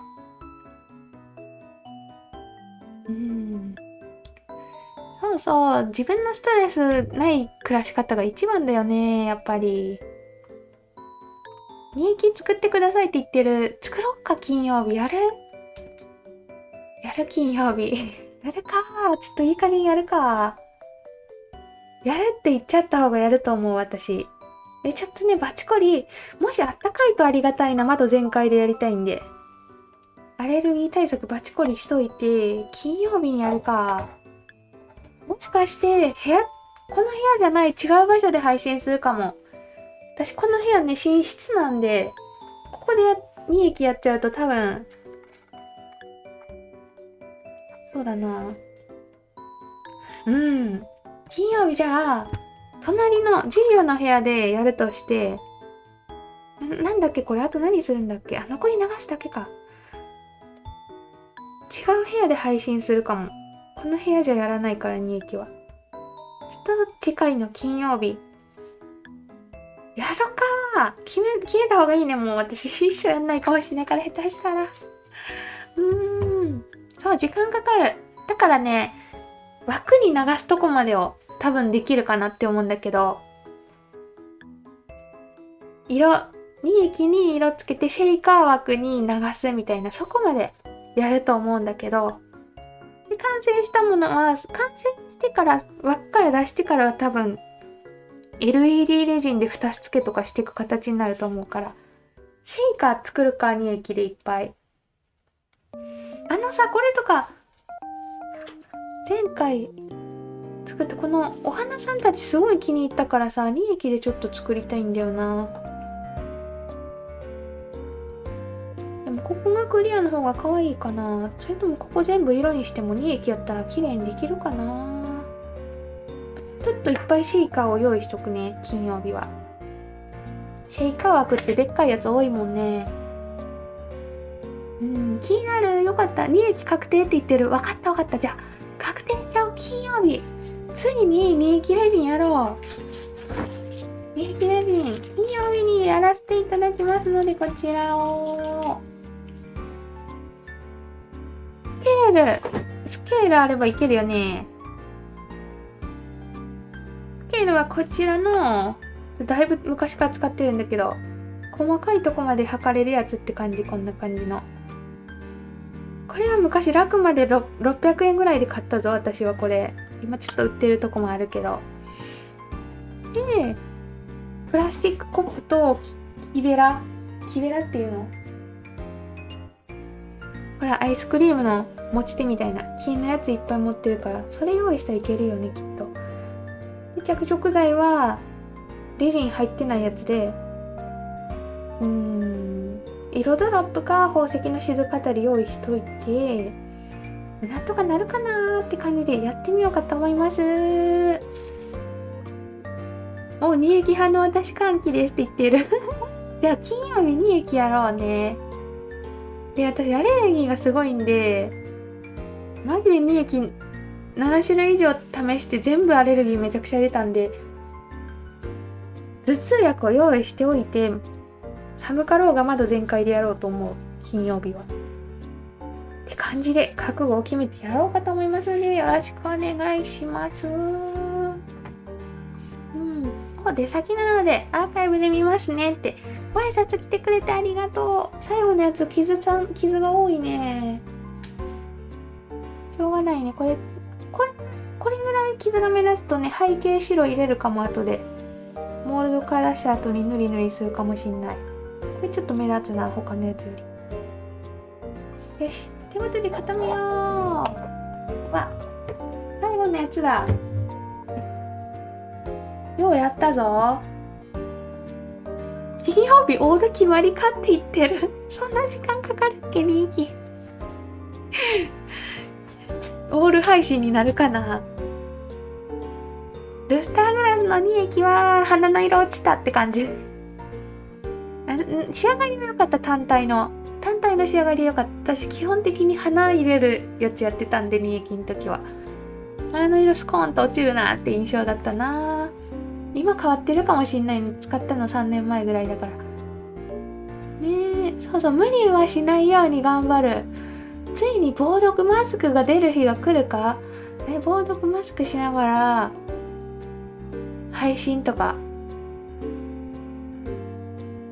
防毒やっけねっけ、防なんとかマスクだよね。それするといいって言ってたよね。フルフェイスヘルメットで顔出し配信でもいいか。強盗の着てそうな目と口のとこだけ穴開いたやつで顔出し配信でもワンチャンありかもしんない。とりあえず覚悟を決めて2期やろうかなと思っておりますので、多分この部屋じゃないんでね、ちょっと変わった雰囲気でお送りできるんじゃないかなと思ってます。そうそう、防塵マスク、なんか同じようなものらしいで、防毒マスクも防塵マスクも同じなんかな。前詳しく教えてくれた方がいたんだよね、メーカーとかまで。確かに口開いてたらダメじゃんね、泥棒のやつ。じゃあ泥棒マスクに泥棒のニット帽子みたいのにマスクつければ、でも耳が引っかからない。何らかの方法で頑張って配信しようかと思いますので、利益詳しい方金曜日はお願いしますね。でもなんとなく今分かってるのは、私が使う二液レジンは2対1のやつなんで、A 液が例えば 100g やったら B 液を 50g 測って混ぜた後にカラーを入れる。でカラーを入れてよく混ぜて、混ぜすぎ注意で混ぜて、で型に流してからしばらくした後にラメ入れた方がいいみたいな、そういう感じでやってる。ラメ入り作りたいんだけど、ラメ入りカラーを。ラメ沈んじゃうからね、後から入れるといいって聞いてるんだけど、それで合ってるかな。そうそう。泥棒セット配信になるかもしんない。休みがけするときは防塵防塵って結局あれだよね、細かい粉末とかを防ぐためのマスクだもんね。で防毒は気体の状態を防ぐ時だよね。だから多分やっぱ防毒の方がいい気がする私。レジン液が常に気化して蒸発してるわけなんだけど、乳液の時にそれが顔を出してる場所、目の周りとかそのあたり、とにかく気化したものがつくだけでめっちゃアレルギー出ちゃう乳液だから防毒がいいんかもしんない。液湯煎するとサラッサラになってめっちゃ流しやすくなります。湯煎する機会ないな。2階に1階のウォーターサーバーで熱湯を注いでくるかね。ラーメン後からがいい。了解です。できたんじゃないこれ。泥防毒そうそう、防毒で間違ってなかったね。ちゃんと固まってるっけこれ。なんかまだちょっと固まってなかった気がする。落ち着いて、最後の1個だからね、焦らずにちょっとゆっくりゆっくり。卒業式の前にアレルギー、大丈夫。アレルギー症状だいたい次の日に終わる。一晩寝れば引く程度のアレルギー、乳液で出るやつは。あんまり遅いと固まっちゃう。なるほどね。沈まないラメというものがあるんか、そもそも。それは知らんかった。乳液お湯入れた容器につけてる方が多い。もうエンボスヒーターでウォーってやるより湯煎した方が綺麗にできるっぽいね。みんなのコメント読んでる感じ。お湯張ったコップに入れるでもいい？じゃあ1階にウォーターサーバーあるんで、それでお湯汲んでこよう、配信中に。よし。やべえ、こんな私福袋開封配信で入ってたはずなのにどこ行ったんだろうな。できたー。これで全部できたと思うんで、ちょっと一回ね皆様にお見せしたいと思います。みんな集まれーす。じゃじゃじゃじゃじゃんってことで、結構できたのではないでしょうかと。こんな感じでね、桜団地がいっぱいできましたので、これを頑張って加工して、そして販売できたらなという感じで、ちょっとライブ中じゃない時に頑張っていこうかなと思っております。できたできた、いっぱいできたよ。サビキンたちこっちの方が映れるかな。こう来てもらった方が。やっぱさ、同じものをいっぱい作るのって後半病んでくるんだよね。飽きてきて。ただ今回はみんなとお話しながらだったので、その闇を回避しながらも最後まで作りきることができました。そしてオーロラフィルムは相性合ってて結構可愛かったな。最初から入れてもよかったかもしんない。超小まりの机に桜満開になりましたとさ。みんな桜の絵文字がいっぱい流れてる。ありがとうございます。なんか満開感があるよね、これね。いっぱいできた。長いホースで窓から外にホース出して新鮮な空気を吸う。それをちょっと検討しておこう。お花見だって言ってくれてる。よかったね。たくさんできたね。ちょっとこっから仕上げ頑張ろうかなと思っております。でもこれシール貼っちゃったりする前の方が綺麗な気がするから、一回この状態で撮影しようかな、この後。そうしよう。利益ね、危険性そんなないと思う。私が本当に相性悪いんじゃないかなって思う。だって UV-LED だとそんなアレルギー出ないもん。利益だけめちゃくちゃ出ちゃうから、私の体質の問題かなって思う。そんなに危ないものではない。いや、危なくないって言ったら嘘になるな。レジン UV だろうが利益だろうが危なくはあるよね。化学性物質だから。ちょっとそこ難しいなって思ってる、いつも。ねえ。シールなしも売ってほしい。じゃああれかな、傷がうまくできてるやつ、傷が少なめでうまくできててごまかさんでいいやつはシールなしでも作ってみようかな。ね、ありがとうございました。お花見会ね、お花見会になったね。ということで、じゃあ次回の配信は金曜日の20時からがっつりバチコリ煮え切れ人会ということで、あまり知識がないのでコメント欄の皆さん頼りで作っていこうかなと思っておりますので、ぜひぜひ入記されてる方教えに来てね。喋りながらこんなたくさん綺麗に作るのさすがって、ありがとう。今日もなんかいろんな話題をお話しすることができたよね。 UV も匂いきついのだとマスクしても頭痛くなったりしますって。一緒だ。私も安くて臭いやつ全部ダメ。頭痛くなる。作家清原パジコ以外ちょっときついかなって感じ。その3つあたりは出にくい。パジコもなんだろうな、使いすぎちゃって多分蓄積型アレルギー持ってるんだけど、そんな感じかな。人によるよね、そのあたりはね。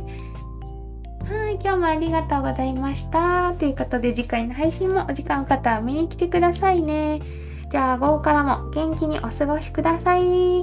またね。バイバーイ。